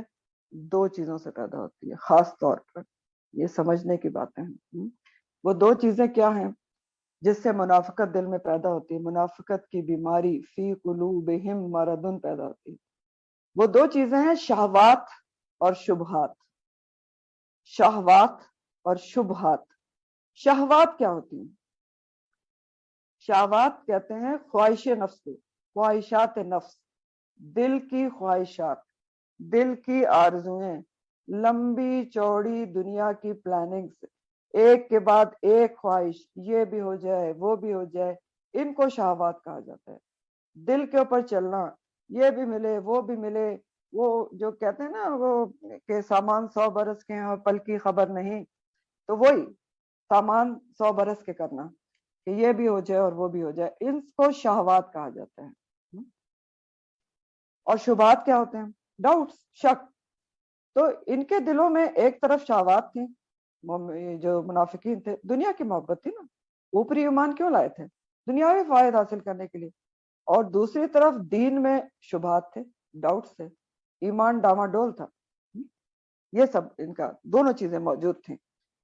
تو یہ دو چیزیں جب دل میں پیدا ہو جائیں تو منافقت کی بیماری پیدا کر دیتی ہے. اور جب دل بیمار ہو جائے نا تو وہ صحیح کام نہیں کرتا، اور جب صحیح کام نہیں کرتا تو آپ کو پتا ہے پھر دماغ بھی صحیح کام نہیں کرتا، کیونکہ سپلائی تو دل سے ہوتی ہے نا. اور پھر بات سمجھ میں نہیں آتی انسان کو اچھائی برائی کا فرق سمجھ میں نہیں آتا. اسی لیے تو اللہ تعالیٰ کہہ رہے ہیں لا یشعرون، دوبارہ بھی کہیں گے لا یشعرون، پھر کہیں گے لا یعلمون، شعور نہیں رکھتے، جانتے نہیں ہیں. تو اس لیے یہ منافقین کا دل بیمار تھا، منافقت کی بیماری تھی، اور جس کی وجہ سے اور بھی بیماریاں تھیں ان کے دل میں. اندر ہی اندر ان کو بغض تھا، حسد تھا نبی کریم صلی اللہ علیہ وسلم سے اور ان کے ساتھیوں سے، کیونکہ دل بیمار ہو تو اس کے اوپر اور بھی بیماریاں آسانی سے اٹیک کرتی ہیں. تو یہ ساری بیماریاں فی قلوبہم مرض میں آتی ہیں ان کے. نبی کریم صلی اللہ علیہ وسلم ان کے ساتھیوں سے حسد، جلن، بغض اور منافقت، یہ سب فی قلوبہم مرض، تو ان کے دل میں بیماری ہے. فزادہم اللہ مرضا، فا تو کے لیے، زیادہ کر دیا، ہم ان کو اللہ نے مرضا، تو بس زیادہ کر دیا اللہ تعالیٰ نے ان کو بیماری میں، ان کے مرض میں. فا جو یہاں پر آ رہا ہے نا وہ سبب کے طور پر آ رہا ہے. یہ فا جو کہا گیا ہے اس کا معنی کیا ہے؟ یعنی بیکاز آف، کہ کیونکہ ان کے دل میں بیماری تھی تو بیکاز آف اس بیماری کا انہوں نے علاج کیا ہی نہیں، اس بیماری میں وہ انہوں نے مبتلا رہنا چاہا، ان میں یہ شعور ہی نہیں پیدا ہوا کہ وہ کچھ غلط بھی کر رہے ہیں، تو اللہ نے بھی ان کے مرض کو اور بڑھا دیا. کیونکہ کوئی بھی بیماری اگر اس کا علاج نہ کیا جائے تو وہ بڑھتی چلی جاتی ہے، اور پھر کیا ہوتا ہے؟ لا علاج ہو جاتی ہے. تو شروع میں اگر بیماری کو پکڑ لیا جائے تو وہ قابو میں آ جاتی ہے اور شفا ہو جاتی ہے. تو اسی طرح آپ دیکھیں انسان کے دل میں اگر دین کے بارے میں کبھی اللہ نہ کرے، اللہ کے بارے میں، کوئی رسول کے بارے میں صلی اللہ علیہ وسلم، قرآن کے بارے میں کوئی شک و شبہ آئے تو اس کا فوراً علاج کرنا چاہیے. اللہ کے بارے میں کوئی غلط خیالات آ جائیں، رسول کے بارے میں، نبی کریم صلی اللہ علیہ وسلم کے کسی آسپیکٹ آف لائف کے بارے میں، ازواج مطہرات یا کسی بھی حوالے سے کوئی غلط خیال آتا ہے قرآن کے بارے میں، قرآن کے احکامات کے بارے میں، تو اس کو اس شک و شبہات کا فوراً علاج کرنا چاہیے، ورنہ اخروی طور پر سخت نقصان دہ ہوتا ہے.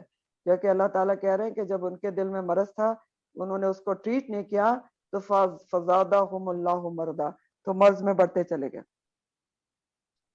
تو جب دل میں کوئی ڈاؤٹس ہوں اللہ کے بارے میں، رسول کے بارے میں، قرآن کے بارے میں، تو علاج کرنا چاہیے، ورنہ نقصان دہ ہے. اور علاج کیسے کرنا چاہیے؟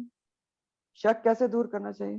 اس سے قرآن سے جڑ کر قرآن کا علم حاصل کریں، سارے شک دور ہو جائیں گے. شروع میں اللہ تعالیٰ نے کہہ دیا نا ذالک الکتاب لا ریب فیہ، اس کو پڑھو، ہر شک و شبہ دور کر دے گی، دماغ کلیئر ہو جائے گا، روشنی مل جائے گی.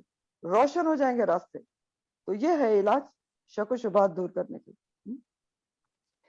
پھر اس طرح بھی اور دوسرا بھی طریقہ ہوتا ہے علاج کرنے کا کہ قرآن والوں کی صحبت, قرآن کی مجالس میں شرکت, عمل کرنے والوں کی صحبت. کیونکہ اس سے کیا فائدہ ہوتا ہے کہ انسان موٹیویٹ ہوتا ہے, دیکھ کر اور سن کر شوق پیدا ہوتا ہے کہ ہم بھی ایسا کریں. پھر اس کو ایک اور طرح سے بھی سمجھ لیں آپ کہ فی قلوبہم مرض تو فزادہم اللہ مرضا, تو اللہ تعالیٰ نے بھی ان کو ان کے مرض میں بڑھا دیا. دیکھیں جیسے ہم نے ابھی پچھلی تفسیر میں پڑھا کہ جب انسان برائی پہ برائی کرتا ہے, وہ حدیث بھی پڑھی کہ ایک گناہ کرتا ہے تو ایک دل پہ سیاہ نقطہ لگتا ہے, اور اگر توبہ نہ کرے تو وہ برائی پہ برائی کرے تو بڑھتا جاتا ہے اور برے دل پہ چھا جاتا ہے. اور پھر کیا ہوتا ہے, برائی کا احساس مٹ جاتا ہے, انسان یوزڈ ہو جاتا ہے, اور اس کے بعد کچھ بھی برائی ہوتی رہے تو اس کو سمجھ ہی نہیں آتا, لا یا شرون ہو جاتا ہے کہ یہ برائی ہے, اس میں انوالو ہو جاتا ہے. اور بالکل اسی طرح ایمان لا کر اگر انسان نیک کام کرے تو نیک کام کرنے سے اس کا ایمان بڑھتا ہے, اور جب ایمان بڑھتا ہے تو وہ اور نیک کام کرتا ہے, پھر اور ایمان میں بڑھتا ہے. تو وہ اس طرح سے دوسری طرف بھی ہے کہ جیسے برائی پہ برائی کرنے سے برائی کا احساس ختم ہو جاتا ہے, اس طرح ایمان لا کر نیک کام کرنے سے ایمان کی توفیق ملتی, ایمان بڑھتا جاتا ہے. تو بالکل اسی طرح منافقت جب دل میں پیدا ہو جائے اور انسان اس کا علاج نہ کرے, اس میں گرفتار رہنا چاہے, تو وہ بڑھتی ہی چلی جاتی ہے. اور اس کے بڑھنے میں قصور انسان کا اپنا ہوتا ہے کہ وہ بر وقت اس کا علاج کیوں نہیں کیا, اس کو پہچانا کیوں نہیں, لا یشعرون کیوں رہا اس کے ساتھ. تو اس لیے بھی کہا جا رہا ہے کہ فزادہم اللہ مرضا. اور ایک اور تیسری بات یہ ہے کہ آپ دیکھیں کہ یہ کیسے مرض میں بڑھتے چلے گئے, جو اللہ تعالیٰ کہہ رہے ہیں کہ اللہ نے بڑھا دیا ان کو مرض میں, تو اللہ کی طرف نسبت کی جا رہی ہے. اس لیے کی جا رہی ہے کہ دیکھیں ان کو پیغمبر اسلام نبی کریم صلی اللہ علیہ وسلم سے, ان کے ساتھیوں سے, منافقین کو حسد تھا اور بغض تھا دل میں شدید, اور بہت دفعہ انہوں نے دھوکہ دینے کی کوشش کی. تو جو اسلام کی شان و شوکت بڑھتی گئی, شان و شوکت تو بڑھ رہی تھی, اسلام کو غلبہ حاصل آ رہا تھا, تو ان کے بغض اور حسد اور منافقت میں بھی اضافہ ہوتا چلا گیا.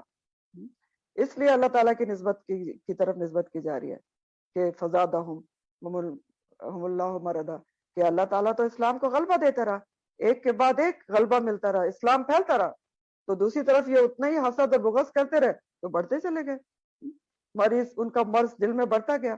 جیسے جیسے قرآن کی آیات اترتی رہی, ان کا دل کا نفاق بڑھتا گیا. تو قرآن کی آیات اترنے سے دل کا نفاق کیسے بڑھتا گیا, یہ بھی ہمیں قرآن سے ہی پتہ چلتا ہے, کیونکہ وہ قرآن کی آیات کا انکار کرتے تھے, مذاق اڑاتے تھے. جب یہ منافقین نبی کریم صلی اللہ علیہ وسلم کی محفل میں آ کے بیٹھتے ضرور تھے, ان کے بارے میں بھی آپ سورہ منافقون میں پڑھیں گے کیسے بیٹھتے تھے. صرف رسمن آتے تھے, لیٹ آتے تھے, پیچھے آ کے بیٹھ جاتے تھے, بہت ہی لاپرواہی سے, کیجول ایٹیٹیوڈ کے ساتھ کہ جیسے ہمیں سننے کی ضرورت نہیں, اور جو کچھ سنتے بھی تھے وہ باہر نکل کے اس کا مذاق اڑاتے تھے, کہتے تھے یہ کیا بات ہوئی اور وہ کیا بات ہوئی, تاکہ جس پہ اثر ہوا ہے تو وہ بھی ختم ہو جائے. تو اس لیے جیسے جیسے قرآن کی آیات اترتی گئیں, ان کی منافقت بھی بڑھتی گئی. آیات کا کیونکہ استہزاء کرتے گئے, مذاق اڑاتے گئے اور انکار کرتے رہ گئے.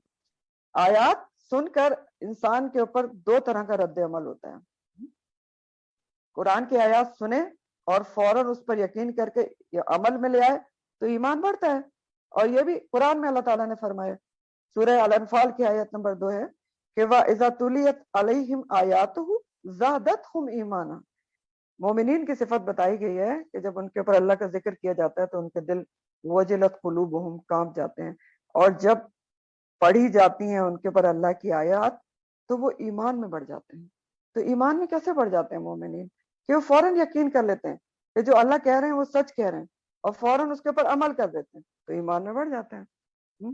اور ان کا کیا طریقہ تھا, یہ تو مذاق اڑاتے تھے, اور تو اس لیے مزید زادتہم مرضا, مرض بڑھتا چلا گیا. اور اس کے بارے میں بھی سورہ توبہ میں آتا ہے.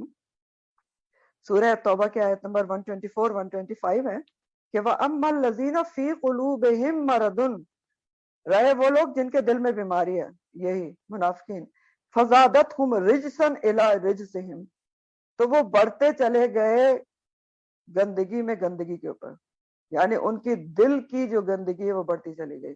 جیسے جیسے قرآن کی آیات پڑھتی اترتی گئیں، انکار کرتے گئے، مذاق اڑاتے گئے اور دل کی گندگی بڑھتی گئی. تو فی قلوبہم مرض فزادہم اللہ مرضا. تو بنیادی طور پر نفاق کی بیماری دنیا کی محبت سے پیدا ہوتی. یہی پتہ چل رہا ہے نا، ان کو دنیا کی محبت تھی، اس لیے منافقت نے جنم لیا نا، اوپری ایمان لا. تو ہوتا یہ ہے کہ جب انسان صرف دنیا اور دنیا کے پیچھے لگ جاتا ہے تو اس کے پاس ٹائم نہیں بچتا کہ وہ نیکی کا کام کر سکے. اللہ کے ذکر سے غفلت ہو جاتی ہے اور بالکل انسان اس کے اندر انوالوڈ ہو جاتا ہے دنیا میں. تو ایک وقت ایسا آتا ہے کہ پھر اللہ تعالیٰ بھی انسان کو اس کے نفس کے حوالے کر دیتا ہے. فزادتہم مرضا، اللہ تعالیٰ پھر چھوڑ دیتا ہے. اللہ تعالیٰ کی حدیث ہے نا، حدیث قدسی ہے. اللہ تعالیٰ فرماتے ہیں پہلا قدم آپ نے خود اٹھانا ہوتا ہے. کہ اللہ تعالیٰ فرماتے ہیں کہ جب انسان ایک ہاتھ میری طرف بڑھتا ہے میں اس کے طرف 2 ہاتھ بڑھتا ہوں، جب وہ میرے طرف چل کے آتا ہے میں اس کی طرف دوڑ کے آتا ہوں. لیکن جب کوئی بڑھے ہی نہیں، پہلے ہی قدم نہ اٹھائے، تو اللہ تعالیٰ کیسے پھر اس کا ہاتھ پکڑیں گے اور کیسے اس کو چلائیں گے؟ اختیار ہو زیادہ تو ہمارے پاس ہے نا. تو جب انسان دنیا میں لگ جائے، اس کے پاس ٹائم ہی نہ ہو، تو اللہ بھی اس کو اس کے نفس کے حوالے کر دیتا ہے کہ ٹھیک ہے جو تم کرنا چاہتے ہو وہی کرو. نکل ہی نہیں پاتے اپنے حال سے. اور پھر اسی حال میں ایک دن آ جاتا ہے کہ انسان اللہ کے پاس پہنچ جاتا ہے، وقت آ جاتا ہے. اور پھر وہاں یہ نہیں پوچھے گا اللہ تعالیٰ کہ آپ نے کتنے گھر بنائے تھے، میں نے کتنے گھر بنائے تھے، میں نے کتنی گاڑیاں بنائی تھیں، میرا عہدہ کیا تھا دنیا میں. کیونکہ اللہ کے یہاں تو ان سب چیزوں کی عزت ہے ہی نہیں. وہاں عزت کا معیار تقویٰ ہے. اور حدیث کہتی ہے کہ اللہ سبحانہ تعالیٰ جو ہے وہ اس کو نہیں دیکھتا، مال اور شکل کو تو نہیں دیکھتا. کیونکہ دیکھیں مال بھی اسی کی دی ہوئی ہے اور شکل بھی اسی کی دی ہوئی ہے. وہ کیا دیکھتا ہے؟ وہ دل اور اعمال کو دیکھے گا. کیا دیکھتا ہے؟ حدیث ہے یہ کہ اللہ تعالیٰ جو ہے ان اللہ لا ينظر اپنے صورکم و اموالکم، تمہارے مال اور صورتیں نہیں دیکھے گا اللہ تعالیٰ. کیونکہ دیکھیں مال بھی اللہ کا دیا ہوا ہے اور صورتیں بھی اللہ کی دی ہوئی. دیکھے گا کیا؟ دل اور اعمال دیکھے گا. یہ ہم خود کریکشن کرتے ہیں نا ان کی، اعمال ہم خود کرتے ہیں تو اس لیے دیکھے جائیں گے کہ تم نے کیا کام کیا. اور دلوں کو بھی ہم خود ایمان والا بناتے ہیں، منافقت سے پاک رکھتے ہیں، محنت کرنا پڑتی ہے، قلب سلیم بناتے ہیں. تو اللہ تعالیٰ تو یہ چیزیں دیکھے گا، یہ سب چیزیں نہیں دیکھے گا کہ آپ نے کیا کیا بنایا تھا، آپ کی کیا عہدہ تھا، کیا ڈیزگنیشن تھی آپ کی، کتنے گھر بنائے تھے، کتنے فارم ہاؤس تھے، کتنے ویسے گھر تھے، کتنی گاڑیاں تھیں. یہ دیکھے گا اللہ تعالیٰ کہ اللہ کے ڈر سے حرام چیزوں سے بچا یا نہیں، اللہ تعالیٰ کی رضامندی کے کام کیے یا نہیں، دل میں کتنا اللہ کا ڈر تھا جس کی وجہ سے شک و شبہات والی چیزیں بھی چھوڑ دی تھی. تو اللہ تعالیٰ تو یہ سب دیکھے گا. تو فزادہم اللہ مرضا، انہوں نے اپنی بیماری کا علاج نہیں کیا تو اللہ تعالیٰ نے بھی ان کی بیماری کو بڑھنے دی. بیماری سے لاپرواہ رہے، بڑھتی چلی گئی. تو کیا ہوگا پھر انجام؟ اب جب بیماری ہی بڑھتی چلی گئی اور وہ بھی دل کی بیماری، وَلَهُمْ عَذَابٌ أَلِيمٌ، تو ان کے لیے عذاب ہے. منافقین کی بات ہو رہی ہے، دردناک. عذاب علیم، علیم کا لفظ روٹ علم ہے، حمزہ لام میم، علمناک. علم کہتے ہیں شدید درد اور تکلیف کو، مسلسل تکلیف دینے والا عذاب ہے. تو قرآن کریم کی ایک اور آیت بتاتی ہے کہ منافقین، ابھی جیسے جو میں نے آپ کو بتائی تھی، سورہ نساء کی آیت نمبر 145 ہے. منافقین کا انجام اللہ تعالیٰ بتاتے ہیں، النساء 145، ان المنافقین فی الدرک الاسفل من النار، بے شک منافقین جہنم کے سب سے نچلے درجے میں ہوں گے. جہنم کے 7 طبقات ہیں اور یہ سب سے نچلے میں ہوں گے. تو ایسا کیوں ہے؟ اسی طرف یہاں اشارہ ہے نا کہ وَلَهُمْ عَذَابٌ عَلِيمٌ، دردناک ہے کہ سب سے نچلے. دیکھیں کافر تک بھی سب سے نچلے میں نہیں ہے لیکن منافق ہیں. کیوں؟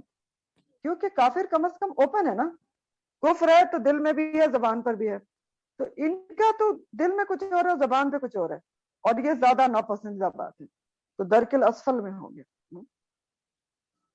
اور سب سے زیادہ غور طرف بات یہ ہے کہ اللہ تعالیٰ آگے پھر وجہ بتا رہے ہیں کہ کیوں ہوں گے وہ سب سے نچلے درجے میں، ان کے لیے عذاب علیم کیوں ہے. وجہ کیا ہے؟ بیما، باوجہ اس کے جو کانو تھے وہ یکذبون، وہ جھوٹ بولتے ہیں. اس لیے سب سے نچلے درجے میں ہوں گے کہ وہ جھوٹ بولتے ہیں. منافقین جھوٹے ہیں. یکذبون کا لفظ کذب سے ہے، کذب اس کا روٹ ہے کاف زال بے، اور یا لگی ہوئی ہے، آپ کو پتہ چل رہا ہے آتین ہے، تو مضارع کا ورڈ ہے جھوٹ بولتے ہیں اور جھوٹ بولیں گے، اور واو نون ہے تو جمع کا صیغہ ہے سب. تو کذب کیا ہوتا ہے؟ خلاف حقیقت بات، ریالٹی سے اپوزٹ بات. اور سچ یا صدق کا اپوزٹ ہے جھوٹ. صدق کیا ہوتا ہے؟ حقیقت پر مبنی بات، ریالٹی پر مبنی بات. تو جھوٹے ہیں. اللہ تعالیٰ کہہ رہے اس لیے ان کے لیے عذاب علیم ہے کہ یہ جھوٹے ہیں. بما کانوا یکذبون، بیکاز آف دیٹ کہ یہ جھوٹ بولتے ہیں. دل میں کچھ اور ہے، زبان سے کچھ اور کہہ رہے ہیں. دل ایمان سے خالی ہے ان کے، عمل اخلاص سے خالی ہے. تو اگر کوئی بھی انسان کام ایمان کے بغیر کرے، اس میں اخلاص نہ ہو، تو وہ قابل قبول ہے ہی نہیں اللہ کے پاس.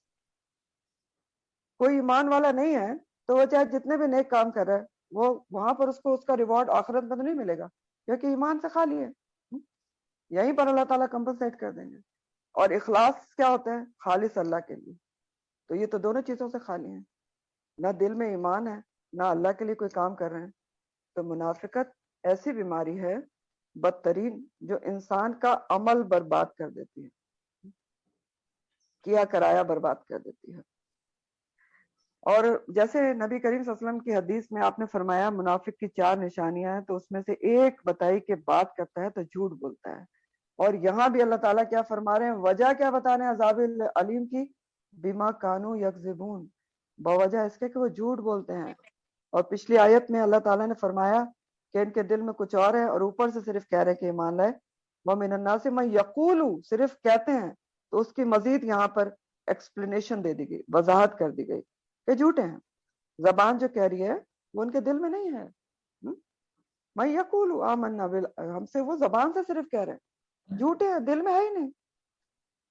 تو ہماری سوچنے اور سمجھنے کی اور غور طلب بات ہے کہ منافقت کی سب سے پہلی اور بڑی صفت کیا پھر پتہ چلی ہے، جو قرآن سے بھی پتہ چل رہی ہے، جو حدیث سے بھی پتہ چل رہی ہے، بما کانوا یکذبون، جھوٹ بولنا. تو منافقون کے بارے میں، منافقین کے بارے میں سورہ منافقون میں بھی اللہ تعالیٰ فرماتے ہیں واللہ یشہد ان المنافقین لکاذبون. اللہ تعالیٰ فرماتے ہیں اللہ تعالیٰ گواہ ہے کہ بے شک منافقین البتہ جھوٹے ہیں. اسٹریس کے ساتھ کہا گیا ہے. تو ایمان کیا ہے؟ سچائی ہے، صدق ہے، سچ بولنا، سچ کا اقرار، سچ کو ماننا، سچ پہ عمل، سچ پر چلنا. اور منافقت کیا ہے؟ سراسر جھوٹ. تو ان کے لیے دردناک عذاب ہے کیونکہ جھوٹ بولتے ہیں. اہم ترین پھر سبق ہے کہ جو شخص بھی اللہ کے عذاب علیم سے بچنا چاہتا ہے تو اسے کیا کرنا پڑے گا؟ جھوٹ سے بچنا ہوگا، جھوٹ چھوڑنا ہوگا. مذاق میں بھی جھوٹ کی اجازت نہیں ہے.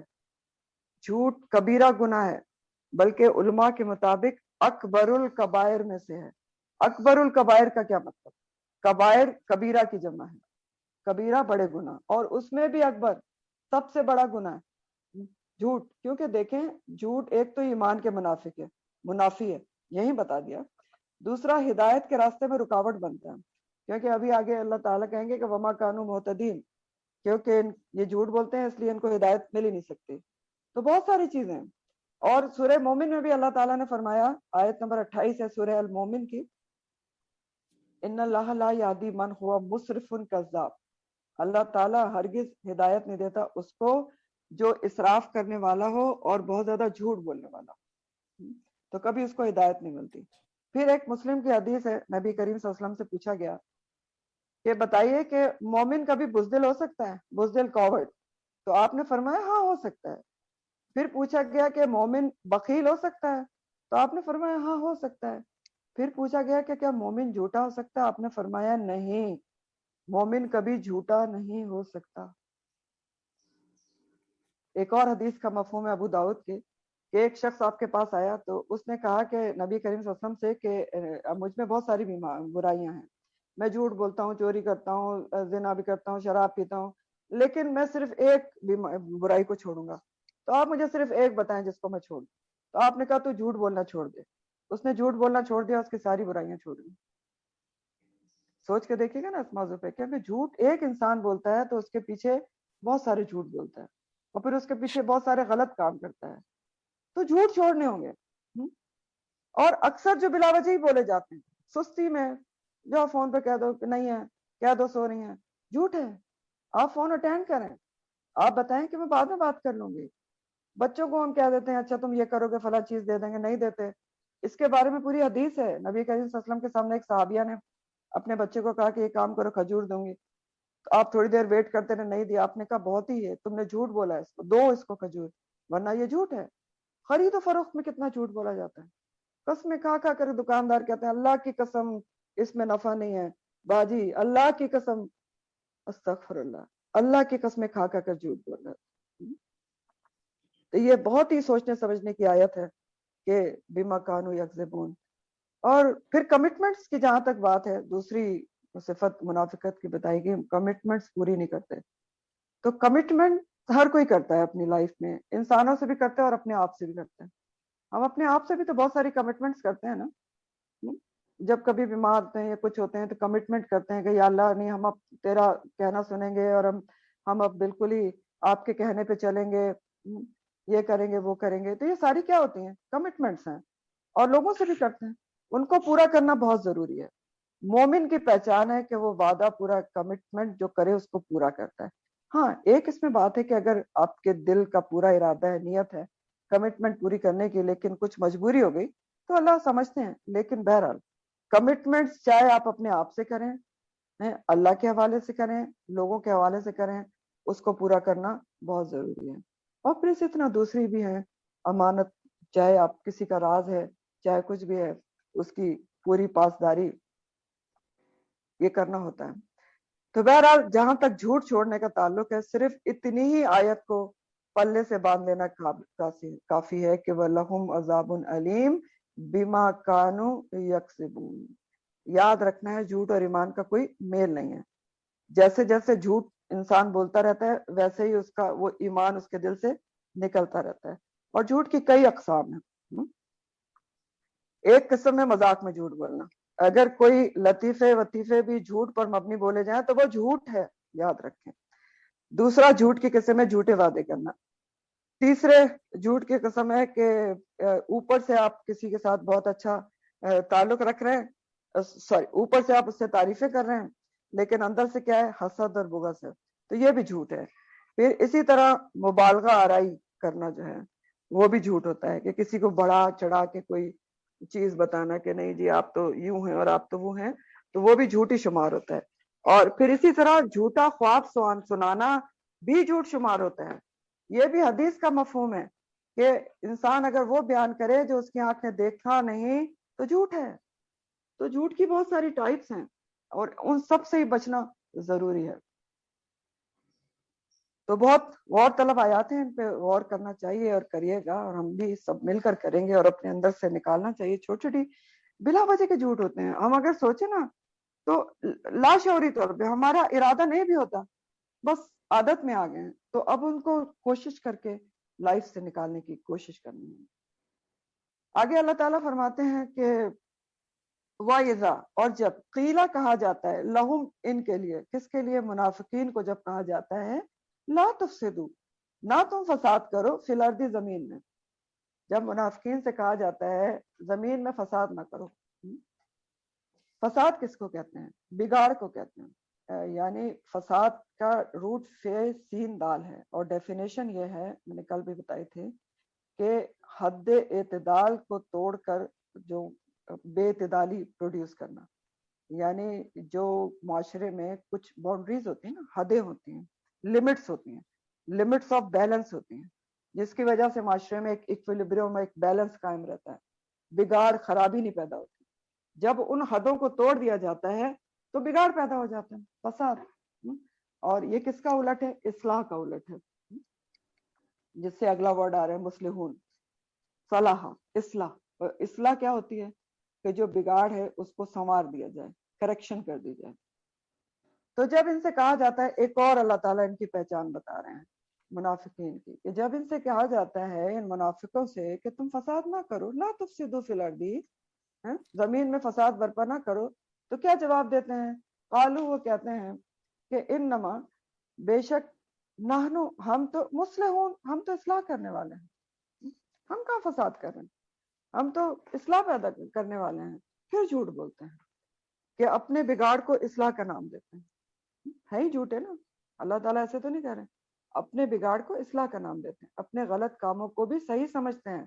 اور ایسا کیوں ہوتا ہے؟ کیونکہ وہی میں نے آپ کو وجہ بتائی نا، کہ جب کوئی غلط کام کرتا ہے تو اس کا نور بصیرت چھن جاتا ہے، اس کو پھر پتہ ہی نہیں چلتا کہ میں کیا غلط ہے اور کیا صحیح ہے. تو کہا جا رہا ہے کہ جب ان کو کہا جاتا ہے کہ فساد نہ کرو تو وہ کہتے ہیں کہ ہم کہاں فساد کر رہے ہیں، ہم تو اصلاح کر رہے ہیں.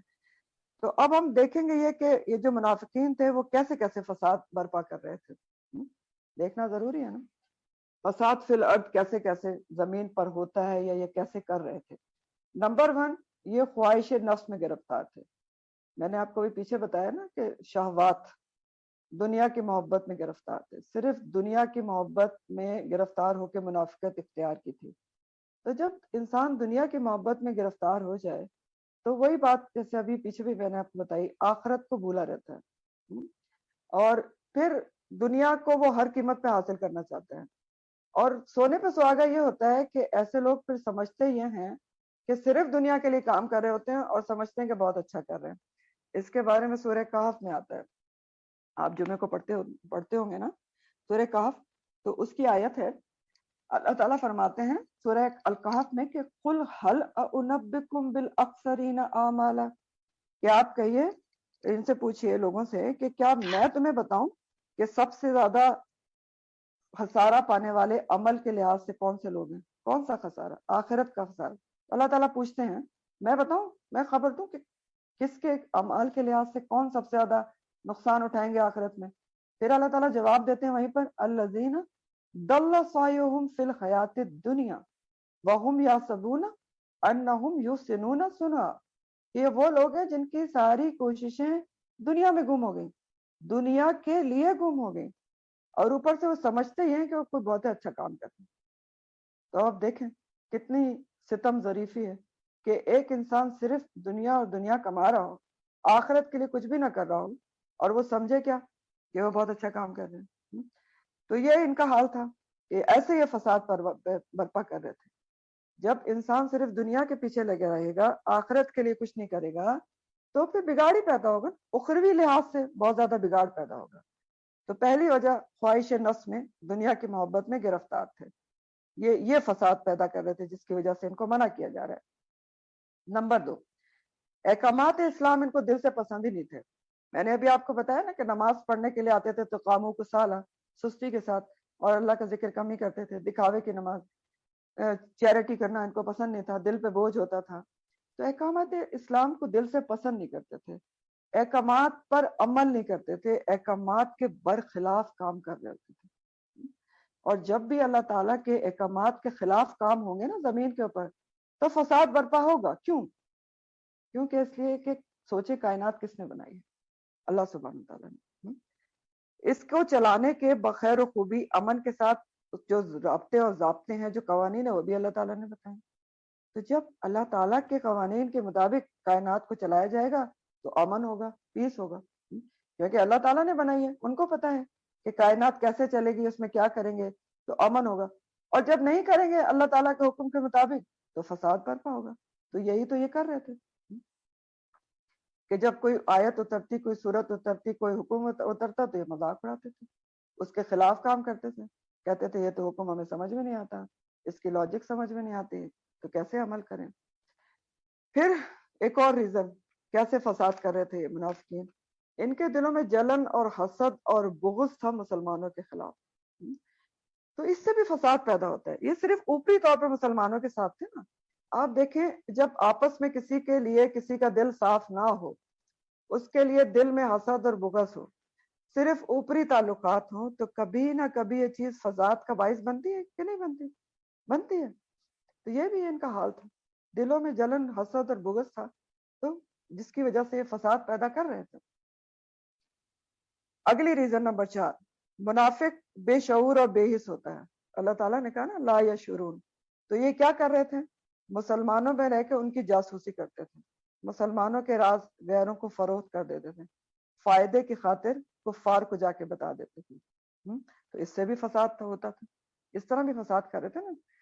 جو مسلمان کوئی پلاننگ کر رہے ہوتے تھے تو وہ تو بیچارے سمجھتے تھے یہ مسلمان ہے ہمارے ساتھ، یہ سن کے ادھر جا کے بتا دیتے تھے، اسی لیے تو اللہ تعالیٰ کھول رہے ہیں منافقت کو، نبی کریم صلی اللہ علیہ وسلم کو بتا رہے ہیں، بتا دیتے تھے، اس سے بھی فساد پیدا ہوتا تھا، مسلمانوں کے راز غیروں کو فروخت کر دینا، تو یہ بھی ایک منافقت کی نشانی ہے کہ مسلمانوں کا راز غیروں کو فروخت کر دینا۔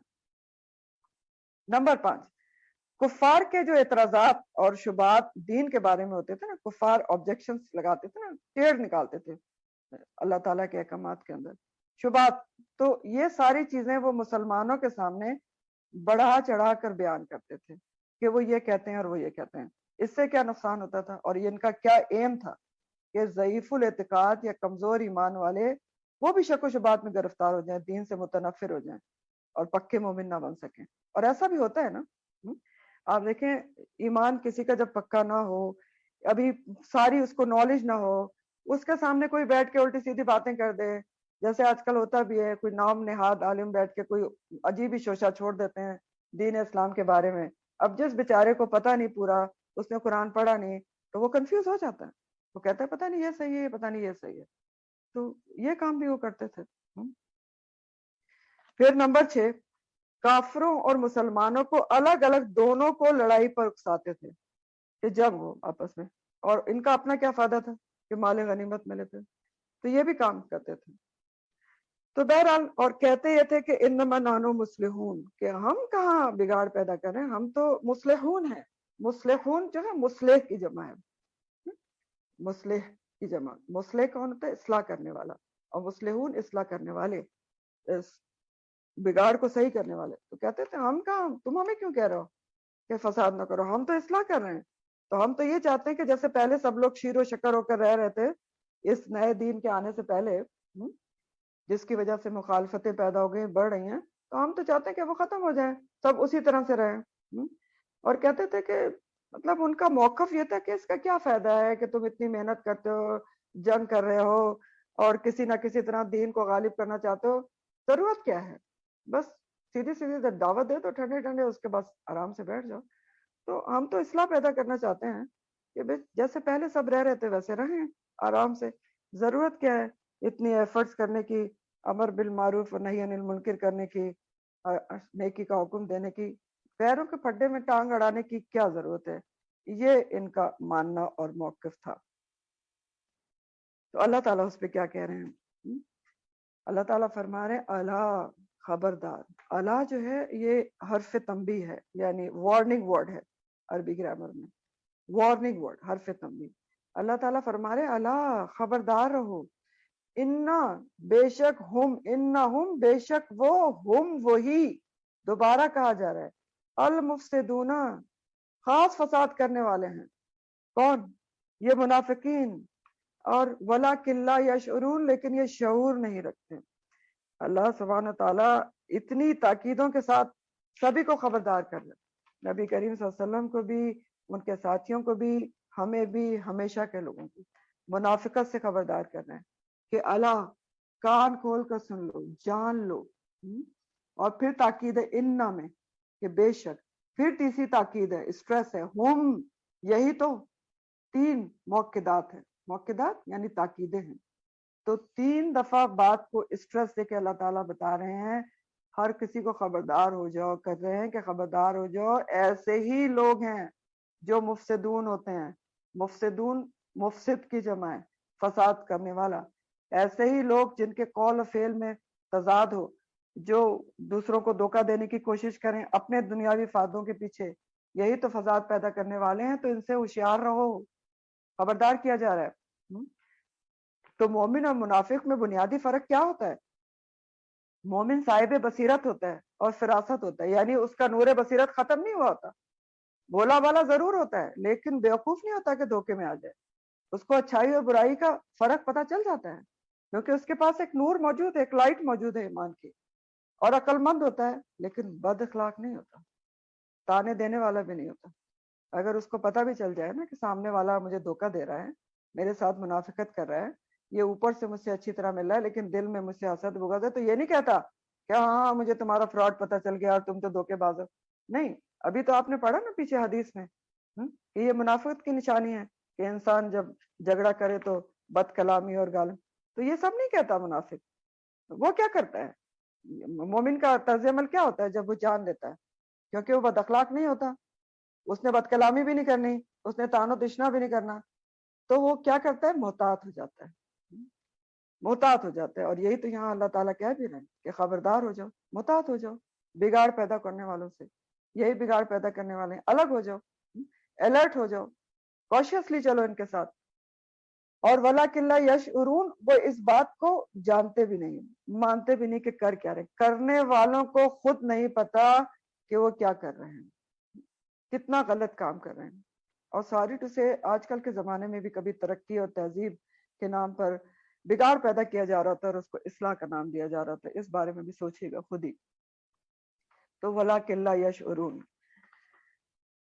تو وَإِذَا قِيلَ لَهُمْ کا جو بات شروع کی گئی کہ جب ان سے کہا جاتا ہے, تو کون کہتا ہے؟ یہ کامن بات ہے, کوئی بھی کہہ سکتا ہے, کوئی بھی ایمان والا, کہ عمومی طور پر بات کی گئی کہ کوئی بھی کہ بگاڑ پیدا نہ کرو. تو اس کے جواب میں وہ کہتے ہیں کہ ہم کدھر بگاڑ پیدا کرنا ہے, مانتے بھی نہیں اپنے بگاڑ کو, ہم تو اصلاح کر رہے ہیں. اور فساد اور بگاڑ کی جہاں تک بات ہے, آپ دیکھیں جب بھی اللہ کے قوانین کو معاشرے میں نافذ نہیں کیا جائے گا, جیسے میں نے پہلے بھی بتایا, تو فساد اور بگاڑ ہوگا ہی. اور جب اللہ کے قوانین کو معنی میں رائج کیا جائے گا تو اصلاح ہوگی, کیونکہ اللہ نے پوری دنیا بنائی. دیکھیں اللہ کے قوانین معاشرے میں جب نافذ ہوتے ہیں تو لوگوں میں صبر, شکر, قناعت, عدل و انصاف, سچ اور رحم دلی پیدا ہوتی ہے. سوچ کے دیکھیں نا, زکوٰۃ اور فطرانہ یہ سب کیا کرتا ہے؟ دوسروں کے ساتھ عدل و انصاف, کہ دوسروں کا بھی خیال, صبر, شکر, رحم دلی, یہی اصلاح اور امن ہے. اور اگر اللہ کے بنائے ہوئے قوانین کے بجائے انسان کے بنائے ہوئے قوانین رائج ہوں گے, تو اللہ کے قوانین کے جو اللہ کے قوانین کے خلاف ہوں گے, تو کسی نہ کسی کے ساتھ ظلم و زیادتی ضرور ہوگی, جس کی وجہ سے لوگوں میں لالچ, حسد, ناشکری, نفرت اور یہ سب چیزیں پیدا ہوں گی, اور پھر بگاڑ پیدا ہوگا, چوری, ڈاکہ, یہ سب چیزیں پیدا ہوں گی. تو آگے اللہ تعالیٰ فرماتے ہیں وَإِذَا قِيلَ لَهُمْ, اور جب کہا جاتا ہے ان سے, انہی منافقین سے, آمنو, ایمان لے آؤ. ان سے مطالبہ کیا جاتا ہے کہ سچا ایمان لے آؤ. کما, جیسا کہ, آمنا, ایمان لائے, الناس, جیسا کہ لوگ ایمان لائے ہیں, سچا ایمان دل سے بھی لائے ہیں, زبان سے بھی کہہ رہے ہیں, عمل بھی کہہ رہے ہیں, ویسا ایمان لے آؤ. اور ناس سے مراد یہاں کون ہے؟ صحابہ کرام اجمعین ہے, کہ جو سچا ایمان لائے تھے. تو جب منافقین سے یہ کہا جاتا ہے کہ تم سچا ایمان لے آؤ, تب کیا ان کا جواب آتا ہوتا ہے؟ وہ بھی جواب ذرا غور طلب ہے. تو وہ جواب دیتے ہیں, قالو, وہ کہتے ہیں, انؤمنو, کیا ہم ایمان لائیں, کما, جیسا کہ, کما کے معنی ہوتے لائک, کیا ہم ویسا ایمان لے آئے ہیں کہ جیسا کہ ایمان لائے, آمنا, ایمان لائے, السفہاء, بیوقوف لوگ. یہ ان کا جواب ہے. تو بیوقوف کس کو کہہ رہے ہیں؟ نعوذ باللہ, صحابہ کو کہہ رہے ہیں, سچے ایمان والے. کہتے ہیں کہ کیا ہم ایسا ایمان لائیں جیسا کہ وہ سچا ایمان لے آئے, بیوقوف لوگ. جو یہاں ہے نا حمزہ زبر کے ساتھ جو ہے انؤمنو, تو میں نے کے آپ کو 3 معنی بنائے تھے, کیا, چاہے اور خواہ. یہاں پر یہ سوال کے لیے نہیں ہے کیا, بلکہ تحقیر کے لیے, انسلٹنگ وے ہے, کہ اچھا ہم ویسا ایمان لے آئیں جیسے بیوقوف لوگ ایمان لے آئے. اور سفہا جو ہے وہ صفی کی جمع ہے, سفہا, صفی. صفی عربی میں کہتے ہیں کم عقل کو, بیوقوف کو, اور روٹ اس کا سین فے ہا ہے. تو سفہا سے ان کی مراد سوری, سچے اور پکے مومن تھے, جیسے صحابہ تھے. سچے اہل ایمان کو وہ نادان سمجھتے تھے. کیوں ایسا کہہ رہے تھے؟ ایسا کیوں کہہ رہے ہیں کہ وہ تو بیوقوف لوگ ہیں, ان جیسا ایمان کیوں لائیں؟ کیونکہ انہوں نے کیا کیا تھا؟ انہوں نے اسلام کے لیے, اللہ اور رسول کے لیے اپنا ہر کچھ قربان کر دیا تھا. اپنا مال, اپنا جان, اپنی اولاد, ہر چیز قربان کرنے کو تیار تھے. مکہ میں اپنے بیوی بچوں کو چھوڑ کے آگے تھے ان کے رحم و کرم کے اوپر. تو یہ انہوں نے اتنی قربانیاں, تو یہ ان کو بیوقوف کہہ رہے ہیں.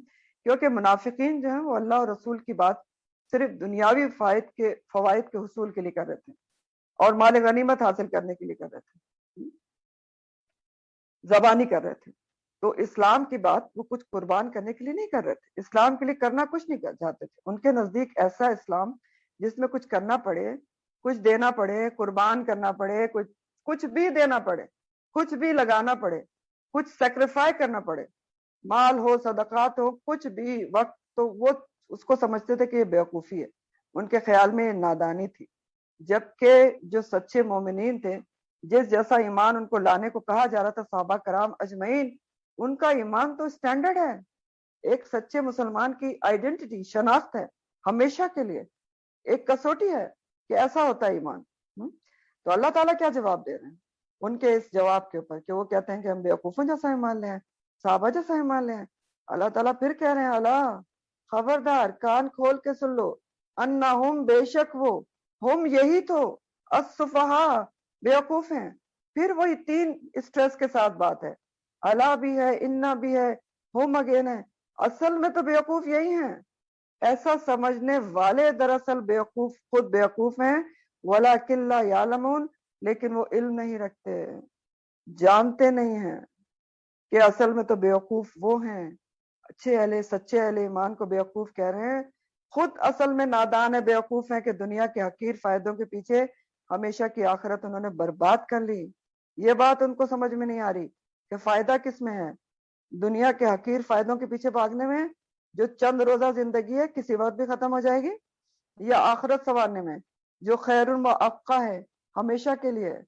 شعور نہیں رکھتے، جانتے نہیں، علم نہیں رکھتے، وَلَكِنْ لَا يَعْلَمُونَ، کہ انہوں نے آخرت کی پائیدار اور دائمی زندگی پر فانی دنیا کے وقتی فائدوں کو ترجیح دے دی۔ تو سخت نادانی کا ثبوت تو انہوں نے خود دیا ہے، بیوقوف تو یہ خود ہیں۔ الا انہم هم الصفا، یہ بیوقوف ہیں اور ساتھ میں جاہل بھی ہیں، لا یعلمون ہیں، علم ہی نہیں رکھتے اپنی جہالت کا، گمراہی کو سمجھ بھی نہیں پا رہے۔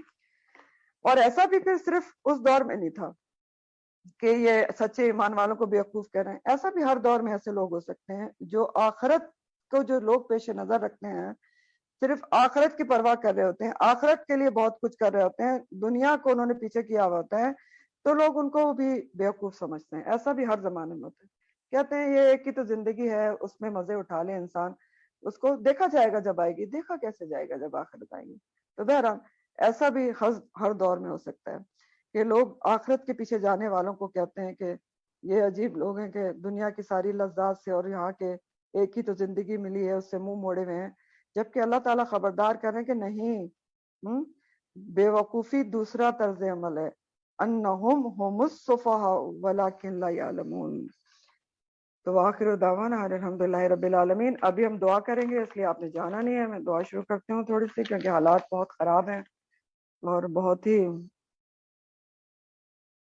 لوگ پریشان ہیں، تو میں نے اس لیے پلان کیا کہ ہم ہاتھ اٹھاتے ہیں۔ الحمدللہ بہت سارے لوگ کنیکٹڈ ہیں اور ان کے ساتھ بھی بہت سارے لوگ بیٹھے ہوں گے، پھر ریکارڈنگز بھی سنی جائے گی، تو جہاں تہاں تک بھی جائے، اللہ کرے کہ کسی کی بھی دعا سن لی جائے اور ہم سے یہ برے حالات ہٹ جائیں، اللہ سبحانہ تعالیٰ ہمیں معاف کر دیں۔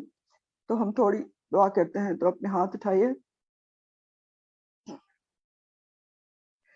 سبحان اللہ وبحمدہ عدد خلقہ ورضا نفسہ وزنۃ عرشہ ومداد کلماتہ، یا ربی لک الحمد کما ینبغی لجلال وجہک وعظیم سلطانک، ربنا ولک الحمد، ربنا ولک الحمد حمدا کثیرا طیبا مبارکا فیہ، اللہم صلی علی محمد النبی الامی وعلی آلہ واصحابہ وسلم تسلیما، ربنا لا تزغ قلوبنا بعد إذ هديتنا وهب لنا من لدنك رحمة إنك أنت الوهاب، ربنا أتمم لنا نورنا واغفر لنا إنك على كل شيء قدير، يا حي يا قيوم برحمتك أستغيث، يا حي يا قيوم برحمتك أستغيث، اللهم آت نفسي تقواها وزكيها أنت خير من زكاها انت ولیہا و مولاہا، رب اوزینی ان اشکر نعمتک التی انعمت علی وعلی والدی وان اعمل صالحا ترضاہ واصلح لی فی ذریتی انی تبت الیک وانی من المسلمین، اللہم طہر قلوبنا من النفاق واعمالنا من الریاء والسنتنا من الکذب وآیوننا من الخیانت، فإنک تعلم خائنۃ الأعین وما تخفی الصدور۔ اس کا ترجمہ بھی آپ سمجھ لیں تھوڑا سا کیا کہا جا رہا ہے جو میں نے دعا کی ہے۔ اللہم طہر قلوبنا من النفاق، یا اللہ تو ہمارے دلوں کو نفاق سے پاک کر دے، یا اللہ تو ہمارے دلوں کو نفاق سے پاک کر دے، وہ اعمالنا ہمارے عمل کو ریا سے پاک کر دے، وہ السنتنا من الکذب ہماری زبان کو جھوٹ سے پاک کر دے، وہ آینا ہماری آنکھوں کو خیانتوں سے پاک کر دے، حرام چیز نہ دیکھیں کیونکہ تو ہی جانتا ہے دلوں کے بھید اور آنکھوں کی خیانت۔ لا الہ الا انت سبحانک انا کنا من الظالمین، یا اللہ تو پاک ہے ہم ہی ظالموں میں سے ہیں۔ استغفر اللہ ربی من کل ذنب واتوب الیہ، استغفر اللہ ربی من کل ذنب